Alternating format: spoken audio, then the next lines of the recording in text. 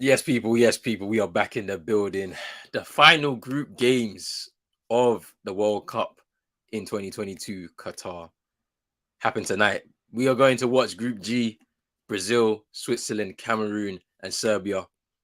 There's still more to play for. Brazil are obviously through, but you've got a spot there waiting between Switzerland, Cameroon, and Serbia to get into the last 16. Got my guy CM in the building. What you saying, my bro? Bless, man. Hopefully today we're gonna see some good games once again. We knew what happened beforehand with the other group games, but we're not gonna speak too much about that one, man. We're moving forward now. Come on, come on. But people, make sure you hit that like button, that subscribe button as well if you're new. Hit the notification bell and all that good stuff. All right, there. We're gonna give you a little look at the group at its present state to give you the kind of flavor of what's gonna happen this evening and what could happen in terms of qualification to the last 16. So as you can see, Group G, Brazil top, 2 wins from 2. They are through to the last 16, no matter what happens tonight. However, in second place, you've got Switzerland there. 1 win, 1 defeat. Got their win against Cameroon in their opening game. Win against Cameroon in the opening game. They lost their game against Brazil in their second game, and they go into this final game against Serbia, needing a win because goal difference will play a part if they don't get a win against Serbia. Cameroon in third place, just below them with 1 point from their 2 games. They fought back very, very valiantly against Serbia on Monday, from 3-1 down to 3-3. Could have potentially won it, but they were a bit short in the end. They've got 1 point. They lost their opening game to Switzerland. There's an opportunity here for them to capitalize if Switzerland slip up. And then obviously rooted to the bottom of the group is Serbia, mainly because of the goal difference. You know, they were beaten very heavily by Brazil in their first game. Was able to claw it back in the Cameroon game, maybe kicking themselves that they couldn't hold on for that win, and allowing Cameroon to come back into it. They're rooted to the bottom of the group and face Switzerland tonight, also needing a win and maybe potentially some goal difference swings somewhere. But looking at that group, my bro, what would you say? Who's gonna come out second place? Because I feel like Brazil are pretty much through anyway, regardless of what happens. Yeah, I think that second place spot, Switzerland are in a really good position right now, and I'll probably put them. That Switzerland Serbia game is going to be really good though, because either team will understand like a win, we go through. Serbia can go to 4 points and they'll knock down Switzerland if they get the W. So it's really big. That Brazil Cameroon game as well. Cameroon, like what we were speaking about before, we've got to look at the teams that have made big changes because of their group stage basically being concluded already. Cameroon have got to use that as a bit of motivation, looking around at the competition and seeing, look, this is still a fantastic Brazil side, talented. They have a lot of depth in many positions, but there could be a lack of cohesion, especially from the start. So you need to hit the ground running to see if you can make the most out of that if it is apparent. That's very true. I mean, there's still space for somebody to get through out of those 3 teams. It's just really we're gonna see something good tonight. I feel like once again, like we've seen with the previous evenings, where goal difference will play a part. It played a part again this afternoon with South Korea eventually qualifying and go on goal difference ahead of Uruguay, and we saw it last night with who was it that qualified on goal difference? Sorry, let me just make sure I remember this again. Oh, I forgot. Japan, sorry, Japan That's qualifying it. in second place on goal difference as well. So it's pretty interesting. Big up vibes coming in here. Big up vibes in here. What you saying, my bro? Yo, what's good, everyone? Come on. Big up vibes. Let's go into these lineups now for both sides. So we'll start off with Cameroon and Brazil. We've got Davis Ipasi, and then a back four of Christopher Wu, Enzo Mbose, and then the fullbacks are Collins Fai and Nohu Tolo, which is interesting. So they've made a couple of changes in their back four, which is very interesting from Cameroon. I don't understand what songs thoughts are behind this, but it's interesting to see that they've changed two of their centre backs. Castelletto is not there. Maybe he's injured. And Kulu as well is not there. Very interesting. Keeps the fullbacks the same. In midfield, you've got Nicholas Ngamalu, Zambo Nguisa, and I believe Kunde will probably be in midfield with them, or he might be in front of them in a 10 potentially, in the 10 role. And then up front, we've got Choupo-Moting, Brian Mbeumo, and Vincent Abubakar, which is actually, we wanted to see all three of them play together up front to see how it really fits, because they've not started together as a three. So it'll be interesting now with that changed Brazilian side, which we'll go through in a minute, how they've gone. So let's go on to the Brazilian side. Wholesale changes throughout this side. I feel like it could be 11 changes altogether, to be honest with you, because I don't believe any of these players have started any games in the tournament so far. So Ederson in goal. You've got a back four of Dani Alves, Militao, Bremer, and then Alex Telles at left back. Then in midfield, you've got Fred and Fabinho. And then I feel like they're going to play a 10. Now, who's going to play in that 10 is interesting, because I don't know if it will be Martinelli. Could it be Anthony? Could it be Rodrigo? Or are they playing a 4-2-4 where you see all four of these players, Anthony, Rodrigo, Jesus, and Gabriel up front? You know, it could be a very interesting situation like that for them. So we'll see how they set up when they're on the pitch. But guys, let me know from the perspective of both of these sides, and what do you think the makeup of the game will be? Plenty of changes for Brazil. Once again, it's positive to see that Cameroon have opted to, the likes of Choupo-Moting, Abubakar, Mbeumo, all in the same team sheet, because they're going to need to go for it. A loss, a draw is not enough for them to go through to the knockout stages, so it needs to be a win. An interesting stat is that Brazil haven't actually, a team hasn't got a shot on target against Brazil yet in these group stages. So Cameroon need to test that, especially with this much change back for Eder Militao, good defender, Dani Alves. We know how decorated his career has been. Alex Telles, Bremer as well, decent centre back himself. But they need to be tested today, especially that midfield. Most of the guys in this team haven't played consistently. They haven't started. They've had small roles coming off the bench. Some haven't played at all. So it's going to be interesting to see what Cameroon, how aggressive they'll be against this Brazil side, even though they still have to respect them to a certain extent. Yeah, I mean, I find it very, very interesting that because it could potentially be a 4-4-2 for Brazil as well. Just looking at it too. I'm just trying to figure out what their formation is going to be. It could be a 4-4-2. I mean, they're naming it 4-4-2 here as the formation. It could be, I think. But it's going to be interesting to see how they set it up. Well, let's move on to the Serbia and Switzerland lineup. So we've got Milinkovic-Savic, as in Vanja Milinkovic-Savic in goal. Then you've got a back four of it's going to be Pavlovic, Milinkovic, Velejkovic, and then who's going to be the fourth? I think it's going to be Lukic. I think it's Lukic will be in there. And then, no, it's a three at the back. Sorry, so it's a three at the back. So those three. Then the five across midfield will be Tadic, Zivakovic, Lukic, Kostic, and Milinkovic-Savic. And then up front, you've got Mitrovic and Vlahovic, which is interesting because I don't believe those two have started together yet in the tournament. So now with the stakes very, very high, they've decided to go with the two main hitters up front. And then if we move on to Switzerland, the 4-3-3 they're playing.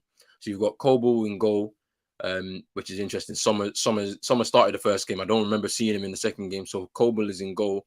Then they've got a back four of Vidmer, Akanji, Rodriguez, and Scher. And then in midfield, you've got Früler, Shaka, and Sal. And then up front is Brulimbolo, Vargas, and Shaqiri. So what do you think of both of these sides? It's a really important game for both.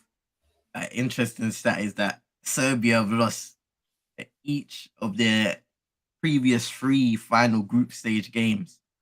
Now, that could be a bad omen for them going forward. Switzerland themselves, they coming off a spectacular draw. And they'll probably be kicking themselves for even having that draw against Cameroon, because a W would have seen them through. So it will be an interesting game. I think both teams, they'll be conservative to start, but as the game opens up and a goal needs to be scored, we will understand, and the players will understand what needs to happen, especially for Serbia. So I know this might be the lesser game than the Brazil and Cameroon, but at the same time, I feel like later on it will open up and we'll have a exciting finish. Yeah. Vibes. What do you think of these two sides before we get into the games? You know what? I think this is going to be a good game. There's the Albania link as well with this one. Yeah. Which is going to make you interest. That's going to be. I'm expecting Xhaka to kick someone. I can't lie. I'm expecting Xhaka to kick someone. It's gonna happen. Yeah, it's definitely gonna happen. But yeah, Vlahovic or from, I think, is that the first time they've done it this tournament? Yeah, both them of them two starting together. Yeah, that's going to be good. Yeah. So yeah, man. I mean, it's going to be an interesting situation now. I'm just going to see where we are in terms of kickoff, because the ITV thing ain't all good, but we'll see what happens. Roland, you got some breaking news in the chat. Coming from Drizzy. No way. Yes. Sky has confirmed it as well on Twitter. Wow. Wow. What? So he's resigned? Yes. Apparently, Drizzy said it in his press conference. So yeah, that's big. What do you think about that? We're finished. Otto stepping down. Because we're gonna go and get one coach from some random place, and it's all gonna go back downhill again. I just know it. I was gonna say one name, but I might get kicked off for saying it. Yeah, don't say it. Don't say it. I'll just say his nationality in it. He might be Norwegian still. Nah, go away. Get out of it. Get out of it. I'm not on that, bro. No way, bro. No way. I need something. Nah, I need something else. Man like Krida Bex. Where's Rich? Rich is out tonight. He'll be back tomorrow evening. I think he's got some stuff with the family to do. So yeah, he'll be back tomorrow. Says football can kill you, Mr. Roland. Get ice, water. Welcome to Africa. Losing is our daily bread. Nah, Krida Bex, man. Cameroon can save us. Cameroon can save us. Senegal and Morocco are already through. Cameroon can save us. Let's see if they can do something tonight. Drizzy, bro, my head is hot. I've calmed down a little bit, but now you've told me this news with Otto Addo resigning. I don't know what to say now, because literally everybody ended their spaces getting ready to watch these games. They're gonna run up the spaces again in a bit. Chances early for Switzerland, and Bolo had a shot saved. And then there was a follow-up shot also, I believe, from Milinkovic-Savic that was saved. Only 30 seconds in, and Switzerland almost taking the lead. Aaron Boomer, big up yourself, man. It's been a minute since I've seen you in here. But obviously he's supporting Cameroon. Got his Cameroonian link. Nah. And then, bruv, concentrate on your game today. Yeah, they're saying it's gone. Said it himself in the press conference. The only thing I could say is maybe Chris Hughton could become the manager full time. That's the only saving grace. I would take that, to be honest with you. They said Partey exchanged his shirt with Suarez. That's crazy. Oh wow. Now, if he did that, kick him out of the team. Kick him out. That's crazy, bruv. Like, I don't understand it, bruv. I don't. You know what? Because I was listening and watching the chat kind of back and forth while I was out. And I kind of saw, shout out to Tariq, Talks. I saw kind of how the back and forth where he didn't agree with Partey's criticism, kind of felt like he was becoming more of a scapegoat, maybe due to his reputation of a player and what people feel like he's supposed to bring. Can you go into further what you kind of expected in Thomas Partey in this tournament? Thing about it is that I'm expecting a bit of composure in midfield from him, right? He's always like when I've watched him play for Ghana, he's giving the ball away a lot. And when you're trying to start attacks, that midfield area is key.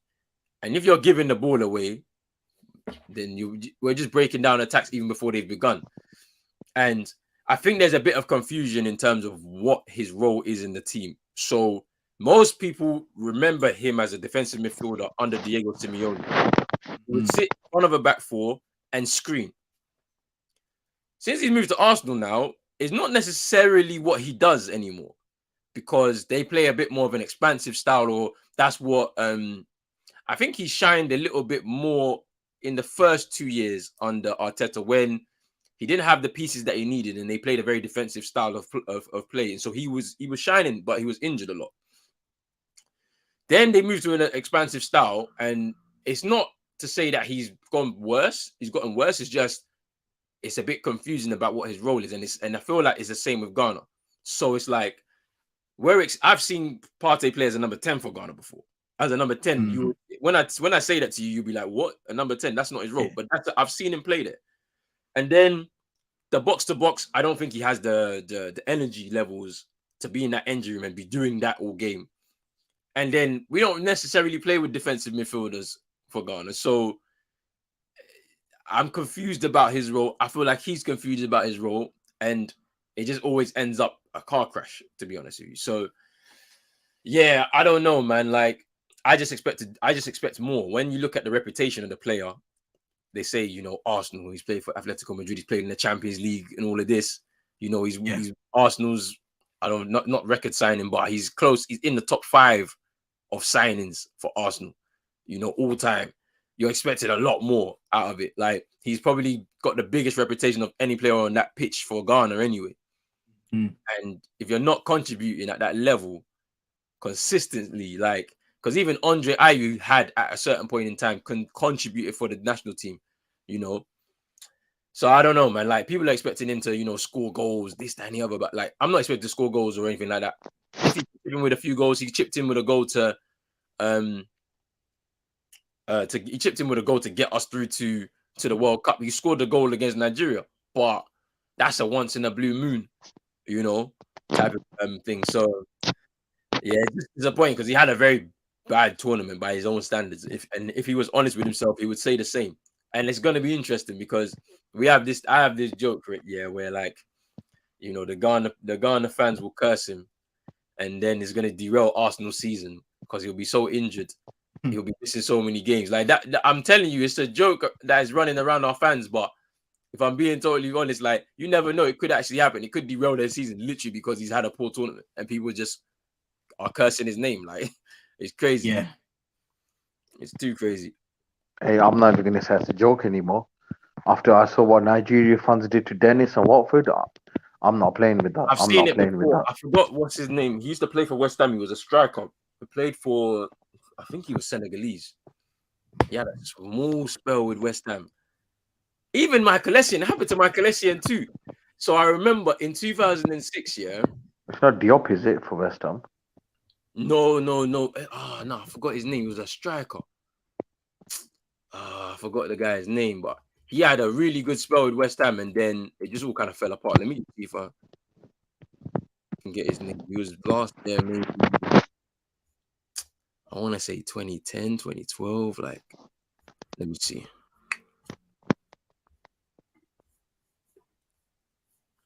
Big up Tariq in here. What you saying, my bro?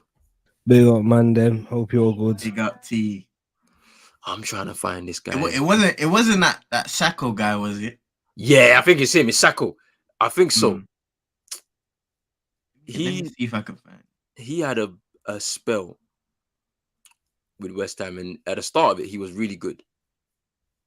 And then he got injured just before an AFCON that year. And then after that, he recovered prior to the tournament starting, but he still declared himself unfit. And then next thing you know, it was like he was getting cursed in Senegal, and then after that he just kind of, we never seen of him again. He left West Ham, and his career just kind of went downhill. I'm just trying to see if I can find him. Diafra Sakho. I think it's him. Yeah, because he said he was at West Ham from 2014 to 2018. Then he moved on to Rennes, Bursaspor.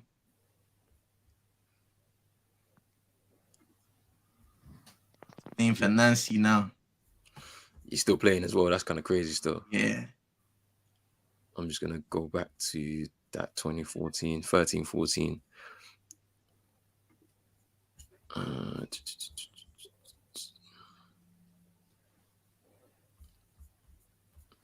This is my app.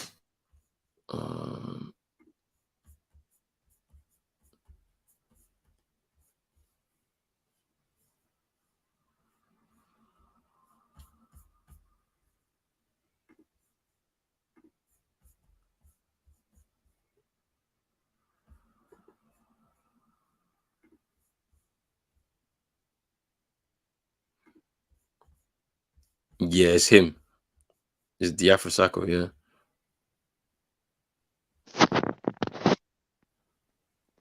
But yeah, I remember they were the rumors were that because he failed to report to an AFCON for Senegal, and he was on fire at that point in time, and he said it was because of injury. The FA didn't believe him, nor did the fans. Ended up playing for West Ham during the tournament, so like he's recovered and then started playing for West Ham, and then apparently they cursed him or something like that, and then like his career just kind of went downhill after that. So I'm saying, and it's like Essien, and this is what I'm saying. Drizzy can say the same. When you look at Essien as well, yeah, the same thing happened. So I think it was in 2006 he didn't join the squad for AFCON because he got injured around that Christmas fixture period, and then recovered in time ahead of AFCON, but decided not to be a part of the squad. The next thing you know, I think he went to 2006 World Cup, but after that for Ghana, they just never non-existent. Really, like really didn't play. He didn't play in 2010.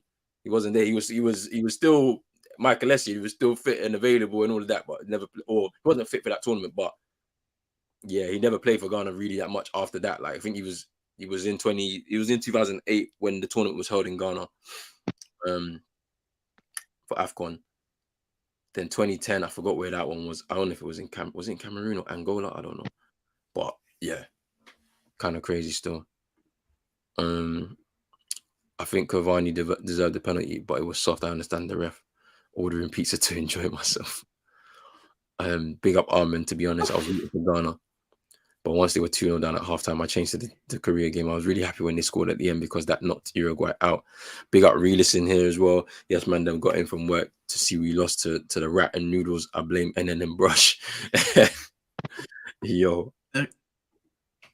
Zirkovic just hit the post for Serbia. Pure left-footed strike.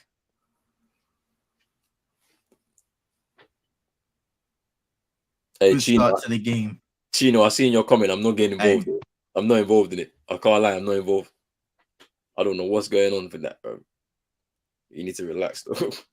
Hey, Party gets injured first game by far. Still up. I'm not gonna say nothing. You know, I ain't playing with no curse. I saw what happened to Dennis and Watford, and I thought, yeah, I'm not involved. It's real though. Like we be joking around with it, but it's real. I can't lie to you, bro. Bro, before I think it was like 2 weeks before AFCON, I saw Watford fans and Nigeria fans on Watford Twitter saying, "Watch how we curse you. You're getting relegated." And then you see where these men are now. You see, I'm just saying. They should have never ever posted that Twitter video. I don't remember what exactly they said, but we have our guy or he's here or something like that. Should have never posted. Yeah, I think that was that just just before AFCON kicked off, or was it during? I can't remember if it was during or before. This was just before. No, it was during. It was during, bro. Or it might have actually been while they were playing. Mm. Which, listen, Watford, you did it to yourself, you know.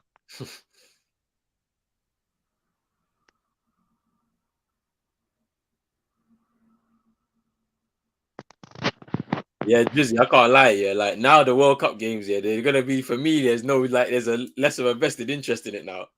It's like my country's not here anymore. I just have to watch it like one spectator, fam. The country you live in is doing well though. Come on. No, I don't care about this country. I'm preparing my way to leave, bro. Oh, I can't lie to you. Martinelli nearly scored. Now, Roland, I heard you singing 3 lines before. Yeah, right, bro. Yeah, right. Is he saying Uruguay's coach has stepped down now? Oh, raw. Hey, Yo, that's crazy, you know. Coaches dropping left, right, and center. Tata Martino, Roberto Martinez. Otto Addo's gone now. I hope someone's next. I'm not going to say his name, though. Who? Santos. If they come out of this tournament, he's definitely gone. I'm sure of that. He's had his run now. Oh, you said this, but I don't know with that guy. You know, I don't know with him. You don't know, but like, let's say they go out. I mean, they face who they facing? They face the runners up in this group. So, but to be fair, for a lot of coaches, it's their last hurrah. This World Cup, though. Like, if you have a look at their contract situation, like Santos, no matter what happens, he's gone. I believe at the end of this, due to his contract. The other guy beginning with the S. It's his last one as well. No, I don't know. I don't think so. Southgate. Yeah. Hey, you lot don't play with Tariq Judge, you know. Tariq is the only voice here that I heard calling for Arteta to stay, yeah. And he stayed, but look what he's done, yeah. You know what I mean, man? Then it's lonely. It's lonely when you're at the top. You know what I mean? Listen, so everybody's calling for Southgate out here. What happens if he wins the World Cup, bro? Then everyone's gonna have to shut up. Listen, I'm not gonna lie. If we win tomorrow, I'm actually optimistic about facing France. You know, I can't lie. Nah. I'm not that worried about. I'm not saying they can't beat us, but I'm not that worried about. Do you know what vibes? I think you're right. I would, because of how France play and the issues that they have, mainly in their midfield. They don't scare me as much as they did before.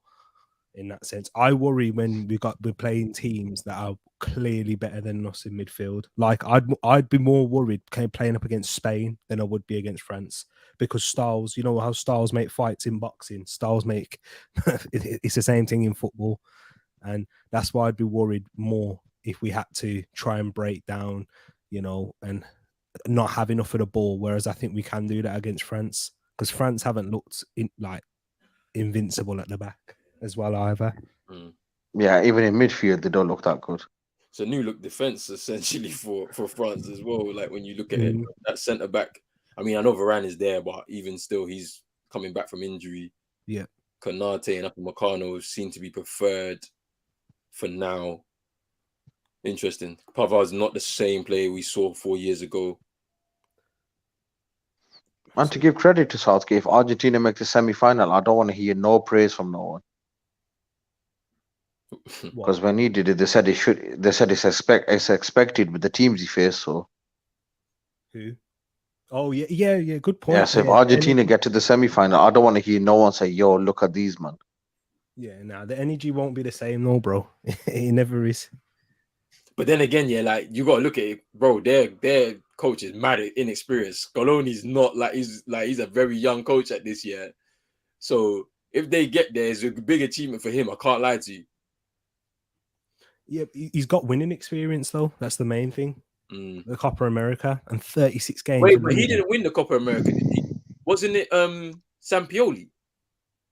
Was it? I can't remember. I don't want to remember that game. Wasn't it him? The Chilean. He's Chilean. Yeah. It might be. I don't know. That's what I thought it was. I thought it was him. And then Scaloni came in afterwards. Because if Scaloni won Copa America, that's big, you know. Because like, Scaloni was a bum for Argentina, bro. You know, like 7 caps, bro. Let's have a look.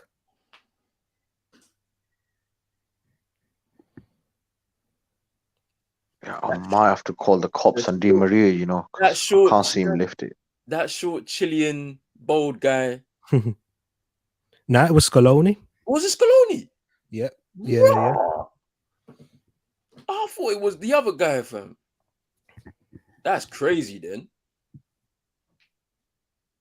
yeah. I don't want to hear nothing, bro. They got to win it now. I don't care. Hey, really, see, saying respect your country. All I'm saying is I'm not. If this was 2018 France, I'd be proper worried if we were gonna play them. But you just after I seen Camavinga left back and all them things, listen. I don't know what's going on with your manager, cause Because of how France play in the knockouts, I don't see them battering anyone unless a team comes up against them and opens up. And it's the same with England. England not going to batter anyone because we don't play that type of football in the knockout games. But I don't care. That's style of football in these tournaments, brother. I couldn't give a damn. Bro, like, this is gonna come back to bite me, yeah, because we might even go out tomorrow. But really, it's just for you. Harry Maguire is gonna pocket Mbappe. Tell him, come outside, big man. I'm waiting. Yeah, I was hearing Jamie O'Hara say, I'd rather England play good football and go out. And I'm like, brother, this is why you're an expert. I was just gonna say. I was just gonna say. You know what the thing is? That's that new school Twitter opinion of football, fam. Like, in the end of the day, if you're winning football games, you're winning trophies. What is there to complain about, fam? The biggest problem is when you're playing a brand of football and you're not winning. And that's fair enough. You can complain about that. But in the end of the day, people can't really say anything because he's making progression. Mm-hmm. Speaking about Southgate, that is. At least he's made progression in the major tournaments, isn't it? Yeah. If he was to go out tomorrow, okay, maybe you can find a reason to complain. Because he's England's best ever manager after Sir Alf Ramsey. No, but CM, this is, you know what I mean? I'm just saying this is what Tariq was saying. Jamie O'Hara, that's the Spurs man, them innit? That's the 1-0 Switzerland. Oh no, Shaqiri with the goal. Albania. Oh shit, Albanian, you know. What celebration is he doing? What celebration? CM, talk to me. He just did a. I thought he was gonna do the symbol, you know. He did the eagle. That would have been peak, fam. But the eagle, fam. Yeah. Do you see the clip of? I think Realist quote tweeted a few weeks ago. This was last year or something. A Spurs fan saying their time under Poch is better than 10 trophies or something. I'm like, big man. See, that's why you can't chat to them, man, about football. Listen, if Southgate did a Santos and won the World Cup, I would not complain. No one should complain, but everybody has to apologize to him, though. The ones that said that they want him gone, you have to apologize because I don't understand. Hey, listen, I'll do the shot call straight away, bro. Because I don't understand what the style of play thing is with England. Like, I understand it from the perspective of, oh, look at the players we've got. Like, they should be playing this, that, and the other. But like, bro, you got to try and make it work, innit? It's got to fit, bro. Like, spot on. Like, you can't be having some open and expansive, bro. Everyone will batter you, bro. Like, and you know the thing I say, for so many years, England had these star-studded players going back to the early 2000s, all the way up to the 2010 and a little after that, and it got them nowhere. Mm-hmm. Now, Pastor Fred, don't shoot from there. You would look at their team and say, well, they don't have the level of stars that they once had, but they're finding ways to be successful in the most important of moments. Exactly. It's true, man. The only thing I will level at the squad is, well, we have to wait and see, innit? Can they withstand pressure in those high level moments? So the final against Italy is like one of, like, you know, how you navigate that. You know, you've got the lead. How do you hold on to that or try and extend that somehow? Do you know what I'm saying? That's the only thing I'll level at them under his time as the England manager. Like, the semi-final against Croatia, how that kind of crumbled for them. Like that's what I'll level at them, and it's like, okay, what's gonna happen now when they get into those moments? Can they overcome that, or is it gonna be the same again? That's the only thing you can say. But Yeah. in terms of the progression of the side, like to get through tournament, because bro, England have had some embarrassing moments in World Cups and Euros in the last like 8 years, like the Iceland thing in 2016. 2010 going out at the group stage, like in South Africa, like they've had some embarrassing moments. Like Yeah, Iceland was peak. Iceland was very bad. 2014 Uruguay. Yeah, But that's what I will give credit to Southgate. This is one of the first times I've proper liked the England squad. Yeah, exactly. But yeah, and just to add on that point as well, Roland, what I'd say is, inexperience was probably a big factor. Not just from the manager, but definitely throughout the squad as well. Because in those tournaments, we had the youngest squad, and not many players had many caps to their names. So I'm hoping now that you know what, you have to go through them tough times in tournaments. How many times do we talk about, in the Champions League, you have to make the final before you win it? Yeah, true. It's true. So, and it's tournament football, so you have to learn. It's a completely different ball game to like playing in the league, isn't it? Yeah, it's the adversities in it that they have to kind of go through as a squad, in it. But yeah, I'll save my criticism if we lose tomorrow. I'll save it for then. I mean, tomorrow is a sticky game. I'll save it for then. I'll leave the negativity today. It's a very sticky game. I can't lie, against Senegal, like they're gonna be hyped up for it, like they know that there's gonna be, they might be overlooked a little bit just because they'd be like, oh no, they ain't got Mane, but it's like there's other players in that squad that can cause some damage too. So we were speaking about it at the start of the tournament, Roland. As mad as it sounds, missing Mane might allow them to actually act as a better team because they'll be motivated by having that big miss. For real, good point, CM. And you know what? This is where if England scrape it, let's say 1-0 extra time, If I start hearing England fans say, "Oh, look at us having to scrape against Senegal," for one, I'm thinking that's some type of xenophobia because it's an African nation. We are the champions of Africa, by the way. That's what I'm saying. Like, you know what I'm saying? Don't moan. If we make it through, I don't want to hear no moaning.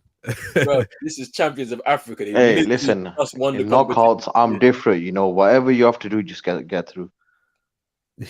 You have to, but like, don't underestimate the opponent when you get to this stage where they all worked hard to get here. Like, had to go through some madness to get here. Like, realists allow it. We don't need Krab to say anything. We do not need him to say anything.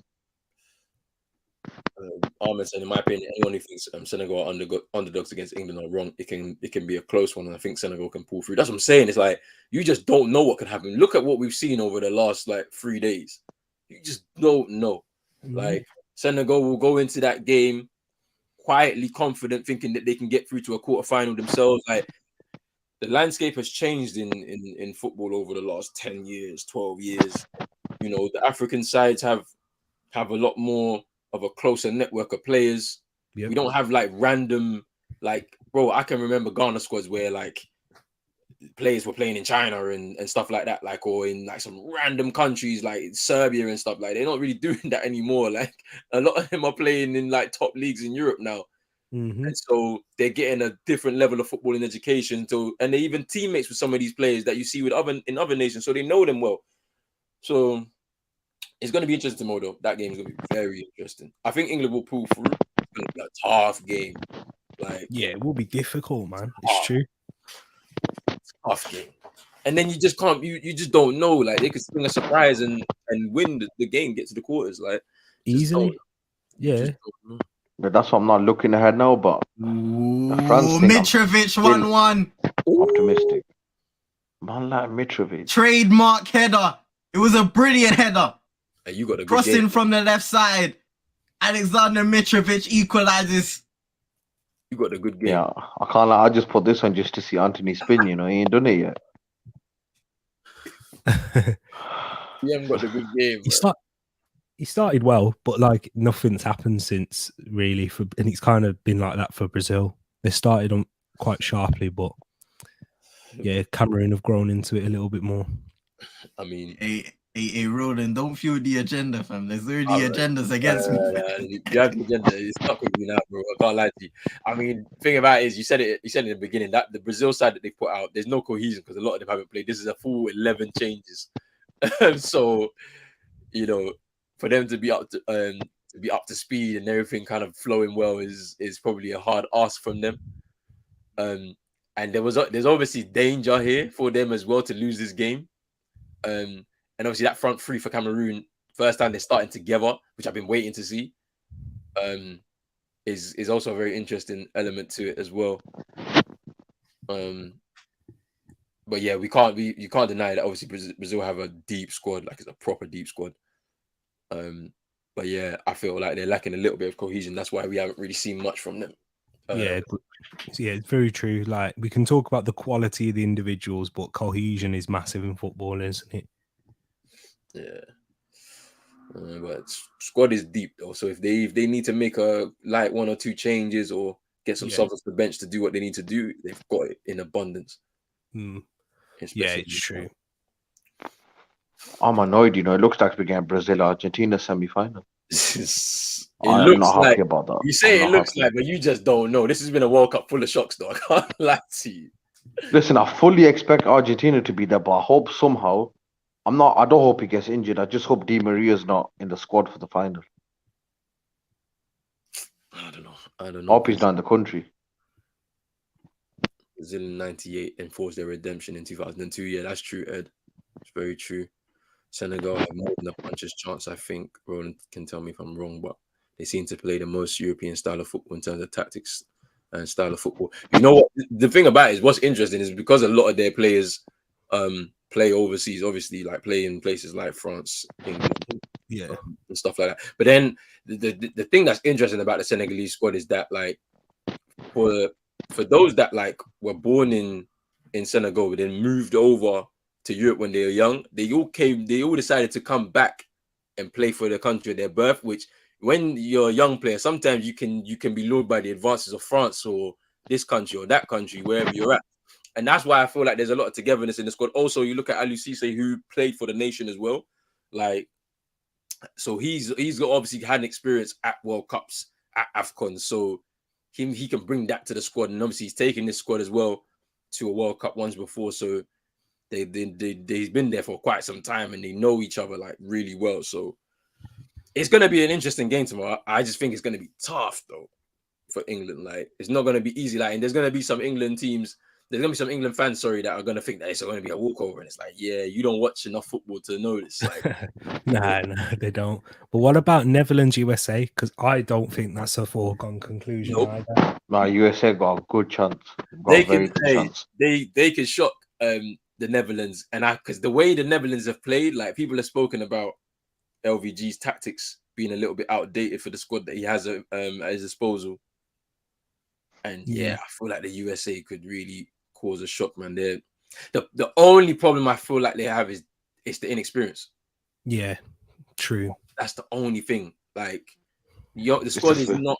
It's not like there's a lot of young players in that squad or people that have not like played at this level yet. Like, before, this is their first experience of like a World Cup at all. Yeah. So that's the only thing that could. Man, look, the way they played against England, if they do that against Holland, Louis van Laden, don't go anywhere. Because it's not going to be looking good for him. And it adds to my little agenda in it against him, so.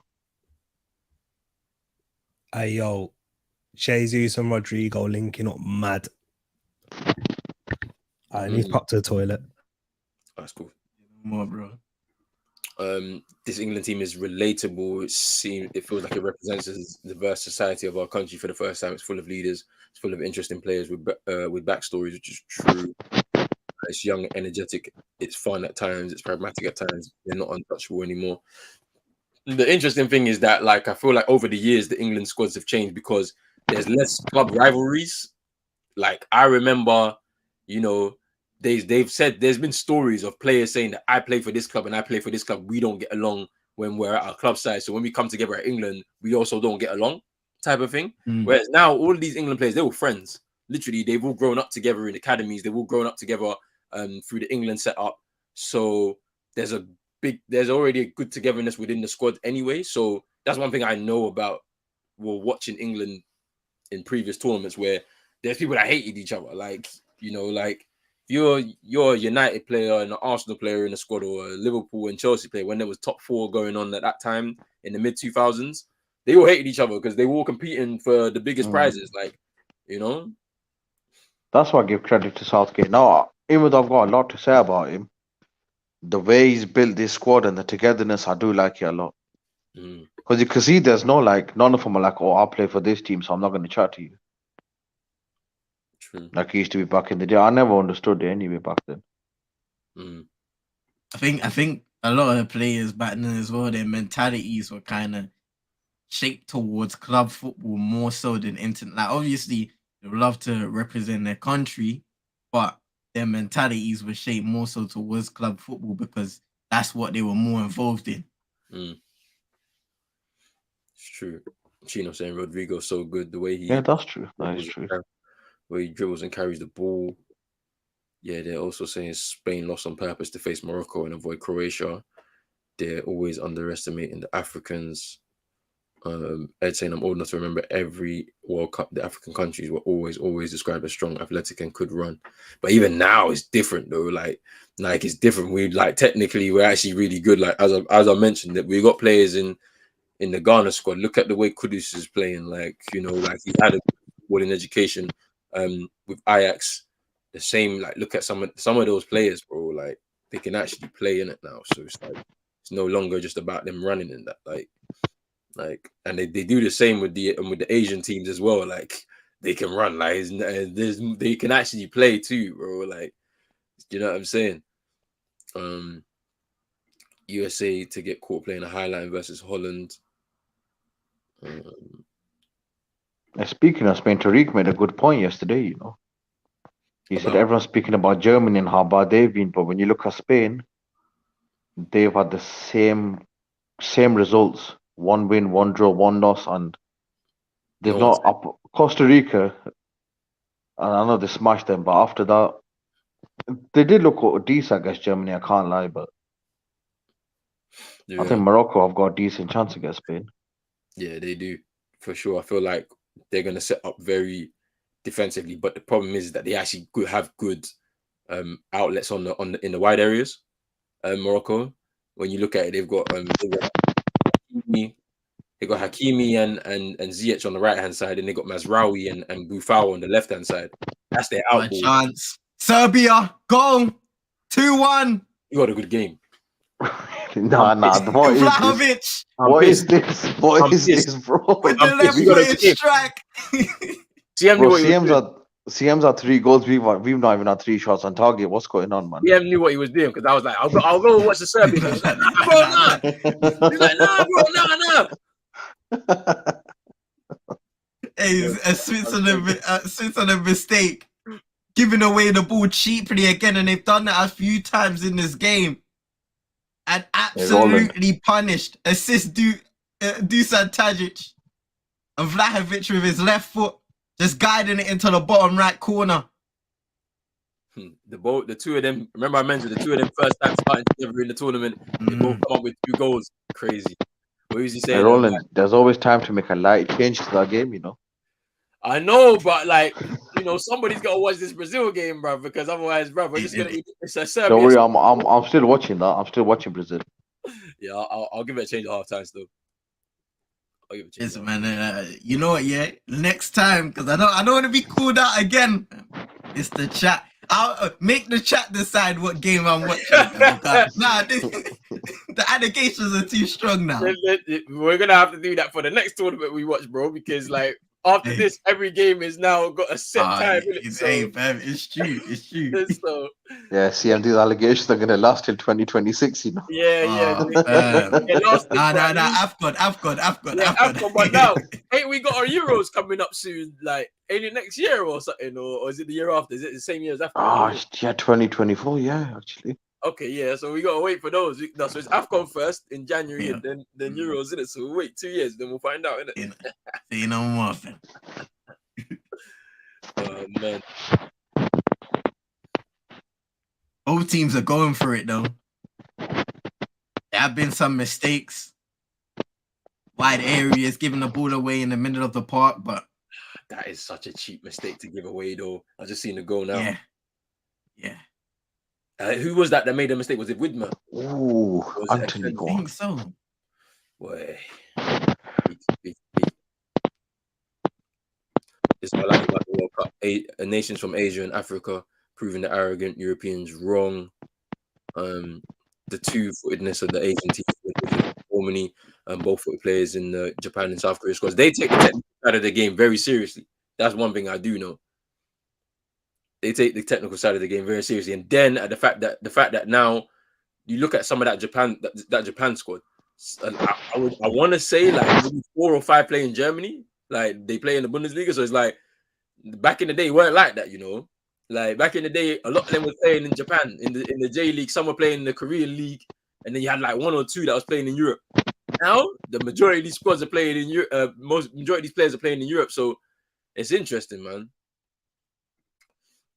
Most tournaments I've seen the Europeans and South America groups favored to get out of most of their groups over the Asians and Africans. Man saying CM knows football. Yes, he does, fam. He does, fam. The ball knowledge is on point, fam. Nah, and then I just clocked that. I'm a few seconds now. Why is the camera doing that for? Yo, I've seen Africa qualify from Asia. These teams can play well. They can match the levels of the European and South American. Oh, that's wild. That's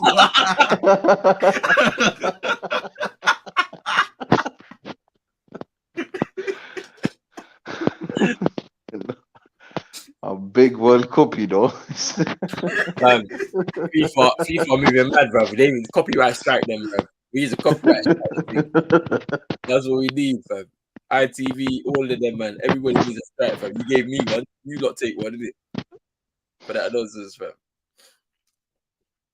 Japan. Gonna be getting some Ofcom complaints, and still. Yeah, CM always gets a good game. No matter what we do, bruv. No matter how we try to split it off fairly, bruv. He always gets the good one, fam. Serbia are winning as well. Like at this moment in time, they're seeing them through to the knockout stage, which is crazy when you consider where they started the day. Man. Look at the way Eto'o's sitting, and then talk to your president, bruv. Eto'o's sitting with the legs crossed, bruv. Hey, listen, first the medic, and now this. What's going on? Bro, it's wild. It's wild. Cameroon, 1 goal, and it changes everything. It's the truth.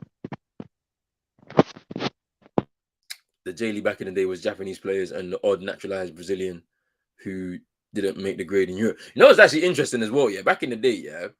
So Brazil has a very big Japanese community historically, innit?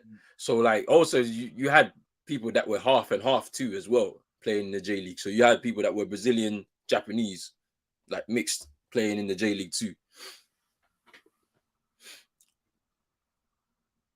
And Patrick saying that 8 of the Japanese squad play in Germany. It's true though. Like I looked at their squad and I was like, even that starting 11 in that first game, I think like 4 of them were playing in the Bundesliga at the time. So I was like, yo, nowadays they actually play in Europe still.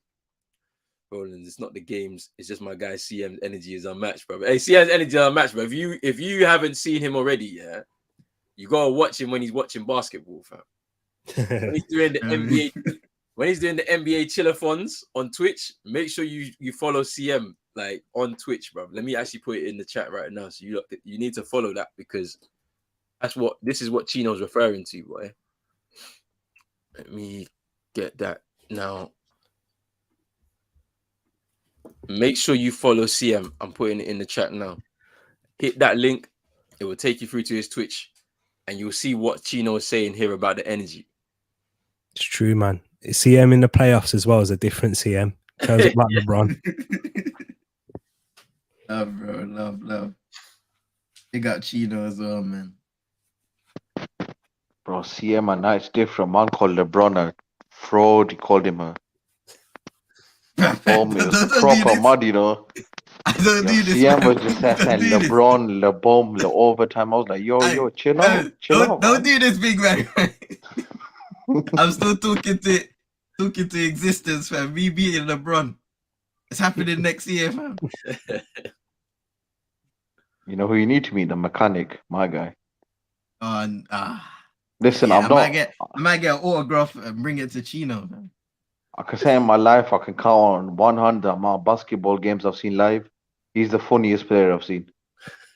Hey, Bro, the game I was watching, yeah, they were running back to defend, and I'm thinking, where is he? And then I just seen him jogging back. I thought, yeah, this is the guy. This is the guy, you know. Number 21, the mechanic. He's the guy. Yo, it's wild. 7-foot Lukaku. That's what you remind me of Wan-Bissaka a bit.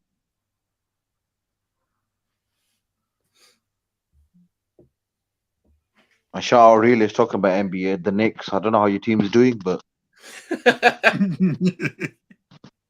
I hope they're winning. I don't know where they're from, but I hope they're winning.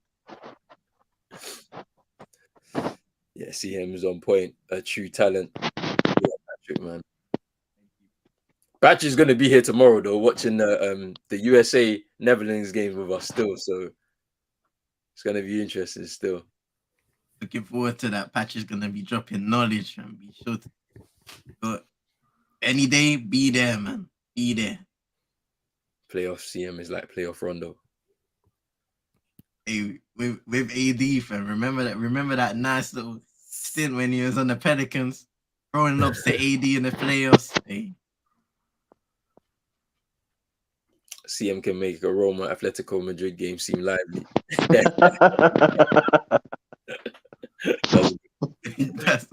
That's a good one still. Switzerland in a good position here. Mbolo 2-2. You got a good game. Nah, what is this? What is You got a this? good game. I'm switching over half time. Breathing Mbolo equalizing for Switzerland a couple minutes before half time. Another good ball in across the face of the goal from the right hand side, and Mbolo just tapping it into the back of the net. You got a good game, boy. Like, and as it stands, let's have a look at that. The situation in the group right now.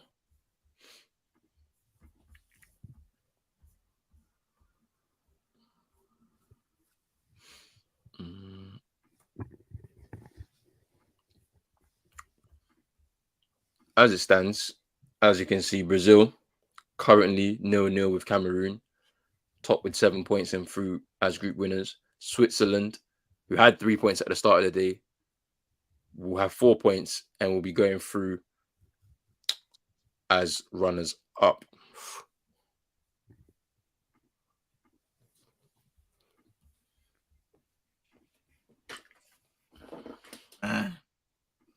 Second goal of the tournament for Mr. Mbolo.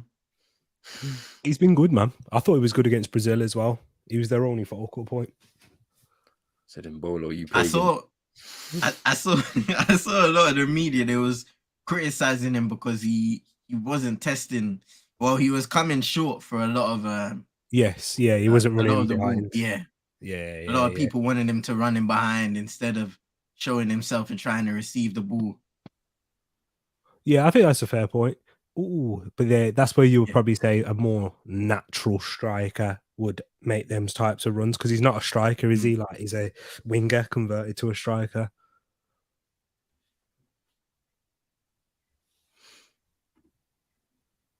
Mbolo. Brazil and Swiss go through as it stands. The evolution of Mbolo.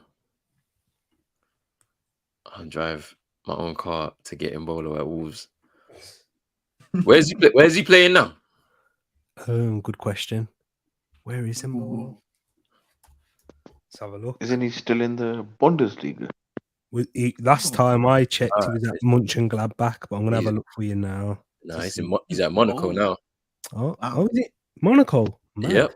Yeah, he left earlier on this year. He left Mönchengladbach earlier on this year, in July he moved to Monaco. And for Monaco, he's got in 15 games, he's got 7 goals and 2 assists. I mean, that's pretty good. It's not bad, you know. Wow. It's not bad to start Just the under season. a goal every other game. I know. 25 years old. He feels like he's been around forever. Can't lie to you. He's only 25. Did he play in the 2014 World Cup? Did he? I believe he did, yeah. No. 18, yes. 2014, maybe? Maybe? Or 2016 Euros? Probably, yeah. I think he was there for that, I'm sure. Yeah, He's been around this squad for a minute. I can't lie to you. for real. It's going to be interesting to see what happens because there's a lot of aging campaigners on this squad. Like you look at the likes of Rodriguez, Yeah. Obviously Xhaka's getting there, Shaqiri as well. You could put in there. Oh yeah. Yeah, there's a few aging campaigners in that squad. Beautiful flick from Anthony. Oh, good save! Cameroon.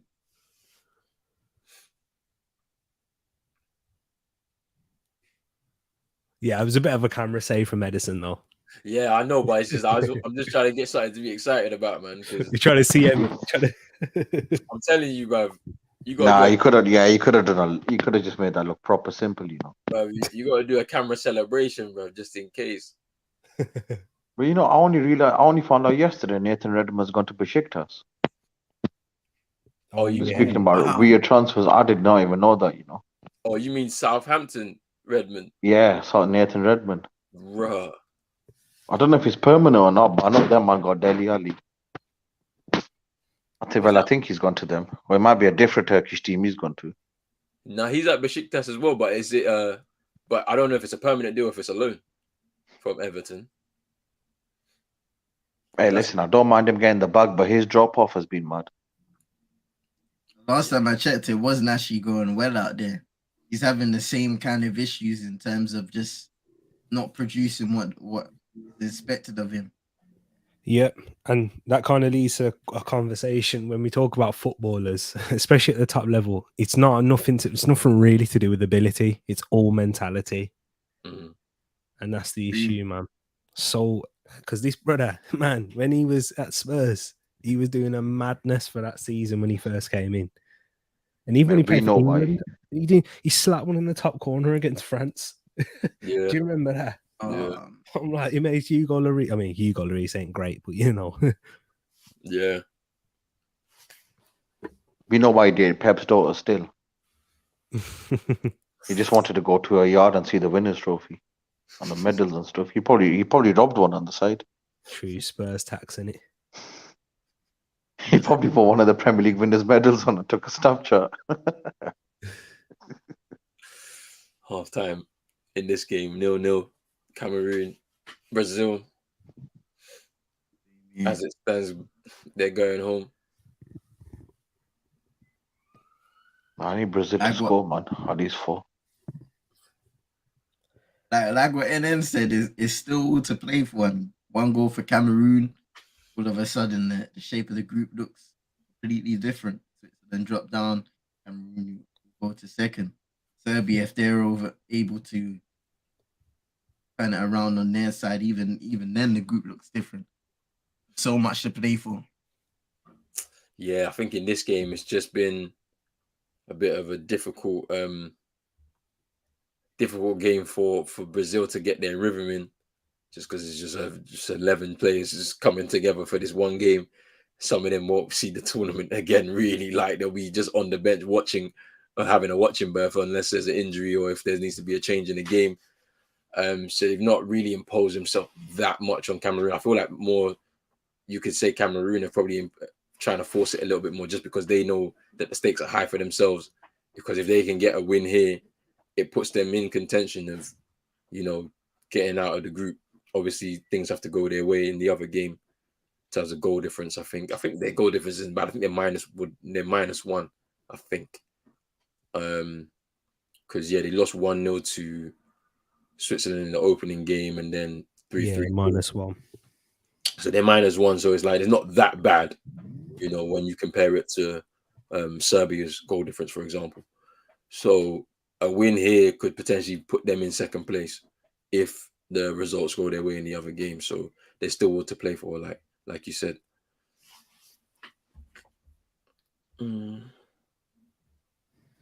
Ed said that Redmond only went there for the hair transplant. True. Turkey, a good shout, actually. Yeah, Yeah, probably still. I forgot about that. If Serbia win by 1, and if we can sneak in 1 and defend them, we're through. Yeah, it's interesting because Serbia's goal difference is the reason why Cameroon have a chance here. But Serbia have to win that game to have any chance for them. And Cameroon got to show more appetite to pressurize Brazil's backline. I think they need to they really need to be looking for Abubakar more. So go out wide and cross the ball. And the problem is that their fullbacks aren't great. Tolo and Collins Fire, for me, just been unconvincing. And I feel like they played a little bit better when they played with the 3 at the back in AFCON. So in Gamalu, when he played as the right wing back here, the left wing back here, he actually did damage on that side. And it's just kind of interesting how, they've not really reverted back to that style of play throughout this tournament. Toko Ekambi as well, missing somebody that can come off the bench potentially to help them out. But it'll be interesting to see how Song will change it in that second half if he's trying to push for a winner. And historically speaking, this is Cameroon's best World Cup since 2002 and 2010 and 2014. They lost all 3 of their group matches and scored a combined 3 goals and conceded 14, which is crazy. You got to replace Fire and Tolo. They're not great fullbacks at all. If they do go on the overlap when there's the opportunity to cross more time, they don't really get accurate. They don't really put an accurate cross ready for the. And the thing about it is when you've got that main man in there, Abubakar, who can score at will if you provide him with the chances. If you're not even really able to do that from those wide areas, then boy, I don't know what to tell you.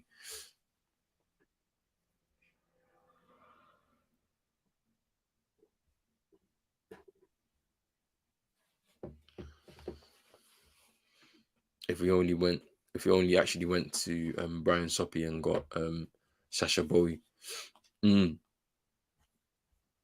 They still have to switch allegiances though, which is interesting. But to be fair, I mentioned this before though, your FA's done good work to try and get some players of dual nationality to play for the country still. Obviously it would have been difficult with the Mukoko one, obviously, because Germany was convincing him from early, obviously with his time at Dortmund and the way he burst onto the scene. So that was always going to be a long shot. Anthony Elanga as well was another one that was there potentially. Obviously his father played for Cameroon.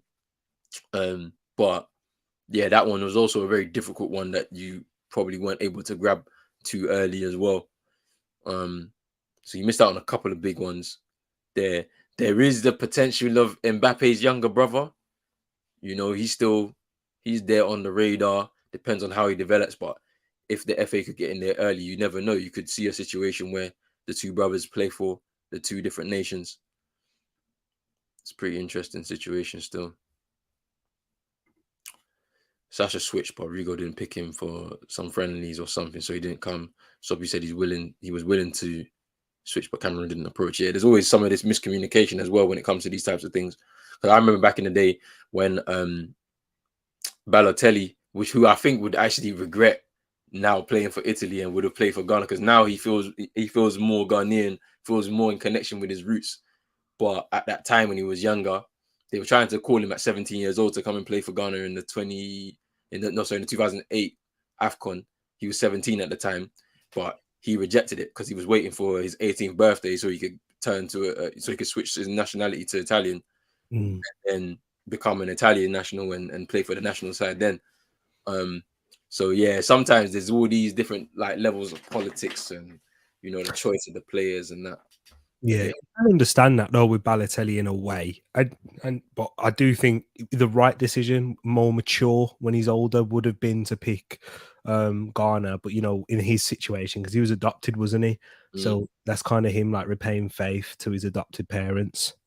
Yeah, but I think that story is a bit funny because I feel like his parents were always there. They just couldn't. Okay. They just couldn't afford to. Yeah, so that was the situation. And obviously, when you're younger, you don't understand it from that perspective. You just think that, oh, it's my parents, so they should just look after me. But if they can't actually physically afford to look after you, and they feel it's a better situation for you to go over here, then they kind of have to do it. And this is what I'm saying. This is why I feel like as he's gotten older, he's realized that kind of resentment he had towards like his parents, his biological parents, is probably a little bit misguided from his part. And so he's gotten older and realized when you're a parent, bro, you've got to kind of do what you need to do and to help your child still. So, and as I said, now he feels like maybe he regretted that situation because you look at all the racism that he may have suffered while being an Italian, him choosing to be an Italian national, but then representing the country and then end up, that way, like, who knows, innit? What could have happened with him? But yeah, it's just a situation that I do remember that kind of happens with that. But I've got a question for you, Roland, and I know this is probably an interesting one. If there's one player, this is throughout all, you can do throughout all the history, and now one player that could have represented your country, that you would like to have before. That's tough, bro. I can't lie. You can only choose one. That's tough. Because Ghana have got plenty. Like Jamaica, who would you choose CM for Jamaica as well? Bro, there's one for Jamaica. I know everybody. You can't overlook the guy. You just can't. But yeah, I'm trying to think. For Ghana though, like, that's tough, bro. Because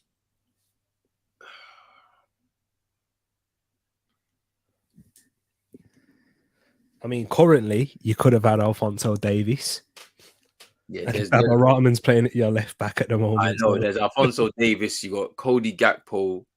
Is Gakpo gone in? I didn't. Yeah, he's gone in. Yeah, he's gone in. Him too. Obviously Memphis Depay. I'm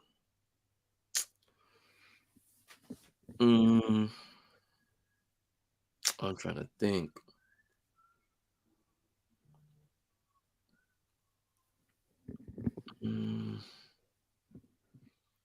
I'm gonna try and search for some names as well. Well, there's more. I'm just trying to think because obviously I've spoken about Balotelli. Let me see. I'm gonna do a search myself. Yeah,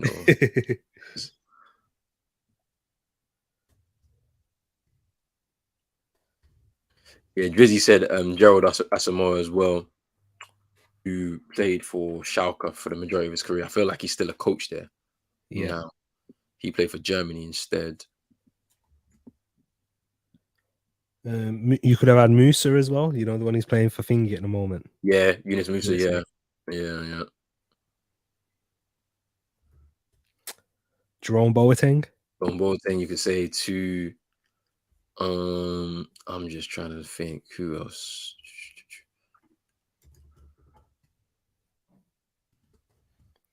Yeah, I gotta Marcel Desailly. Desailly is probably one of the biggest ones. I can't lie to you. Like that one, yo, that is a big one that we missed out on. And you know what's so funny? Yeah, like he lives in Ghana now. Like, it's crazy. It's mad, crazy. Like he's proper embraced culture, fam. But I don't think he's ever left it. Like I just feel like he just chose that at that situation, that time in it. Like, yeah. Obviously, there's Danny Welbeck. Who else? There's a lot, man. A lot of Ghanaians. There's David Odonkor who played for Germany. Yeah. As well. Apparently, is this true? Jorginho Wijnaldum?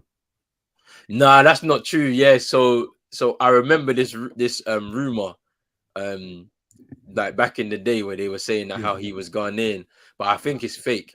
I think Isn't it Suriname? I'm sure he's got like it's Suriname or Suriname. Curacao or one of those countries, isn't it? Like yeah.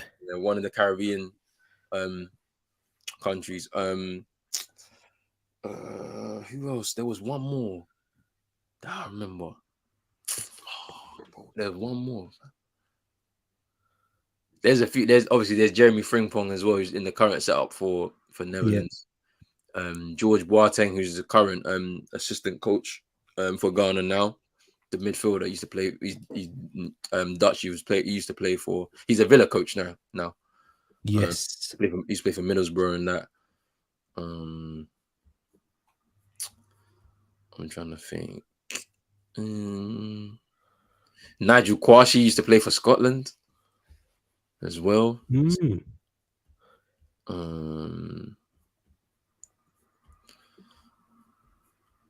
But in terms of like the biggest name out of them, it's got to be Desai. It has to be, like, he's probably the biggest. Like, we got a World Cup winner. Do you know what I mean? Like, we can claim a World Cup winner basically. But yeah, Ed, yeah, Desai's Ghanaian, yeah. So, but he's probably the biggest player out of everybody that we've named, in it. Like, but yeah, because when you talk about captain for France '98, like lifting that trophy, like, come on. Nah, yeah, that's the one. Doku as well. I forgot about Doku still.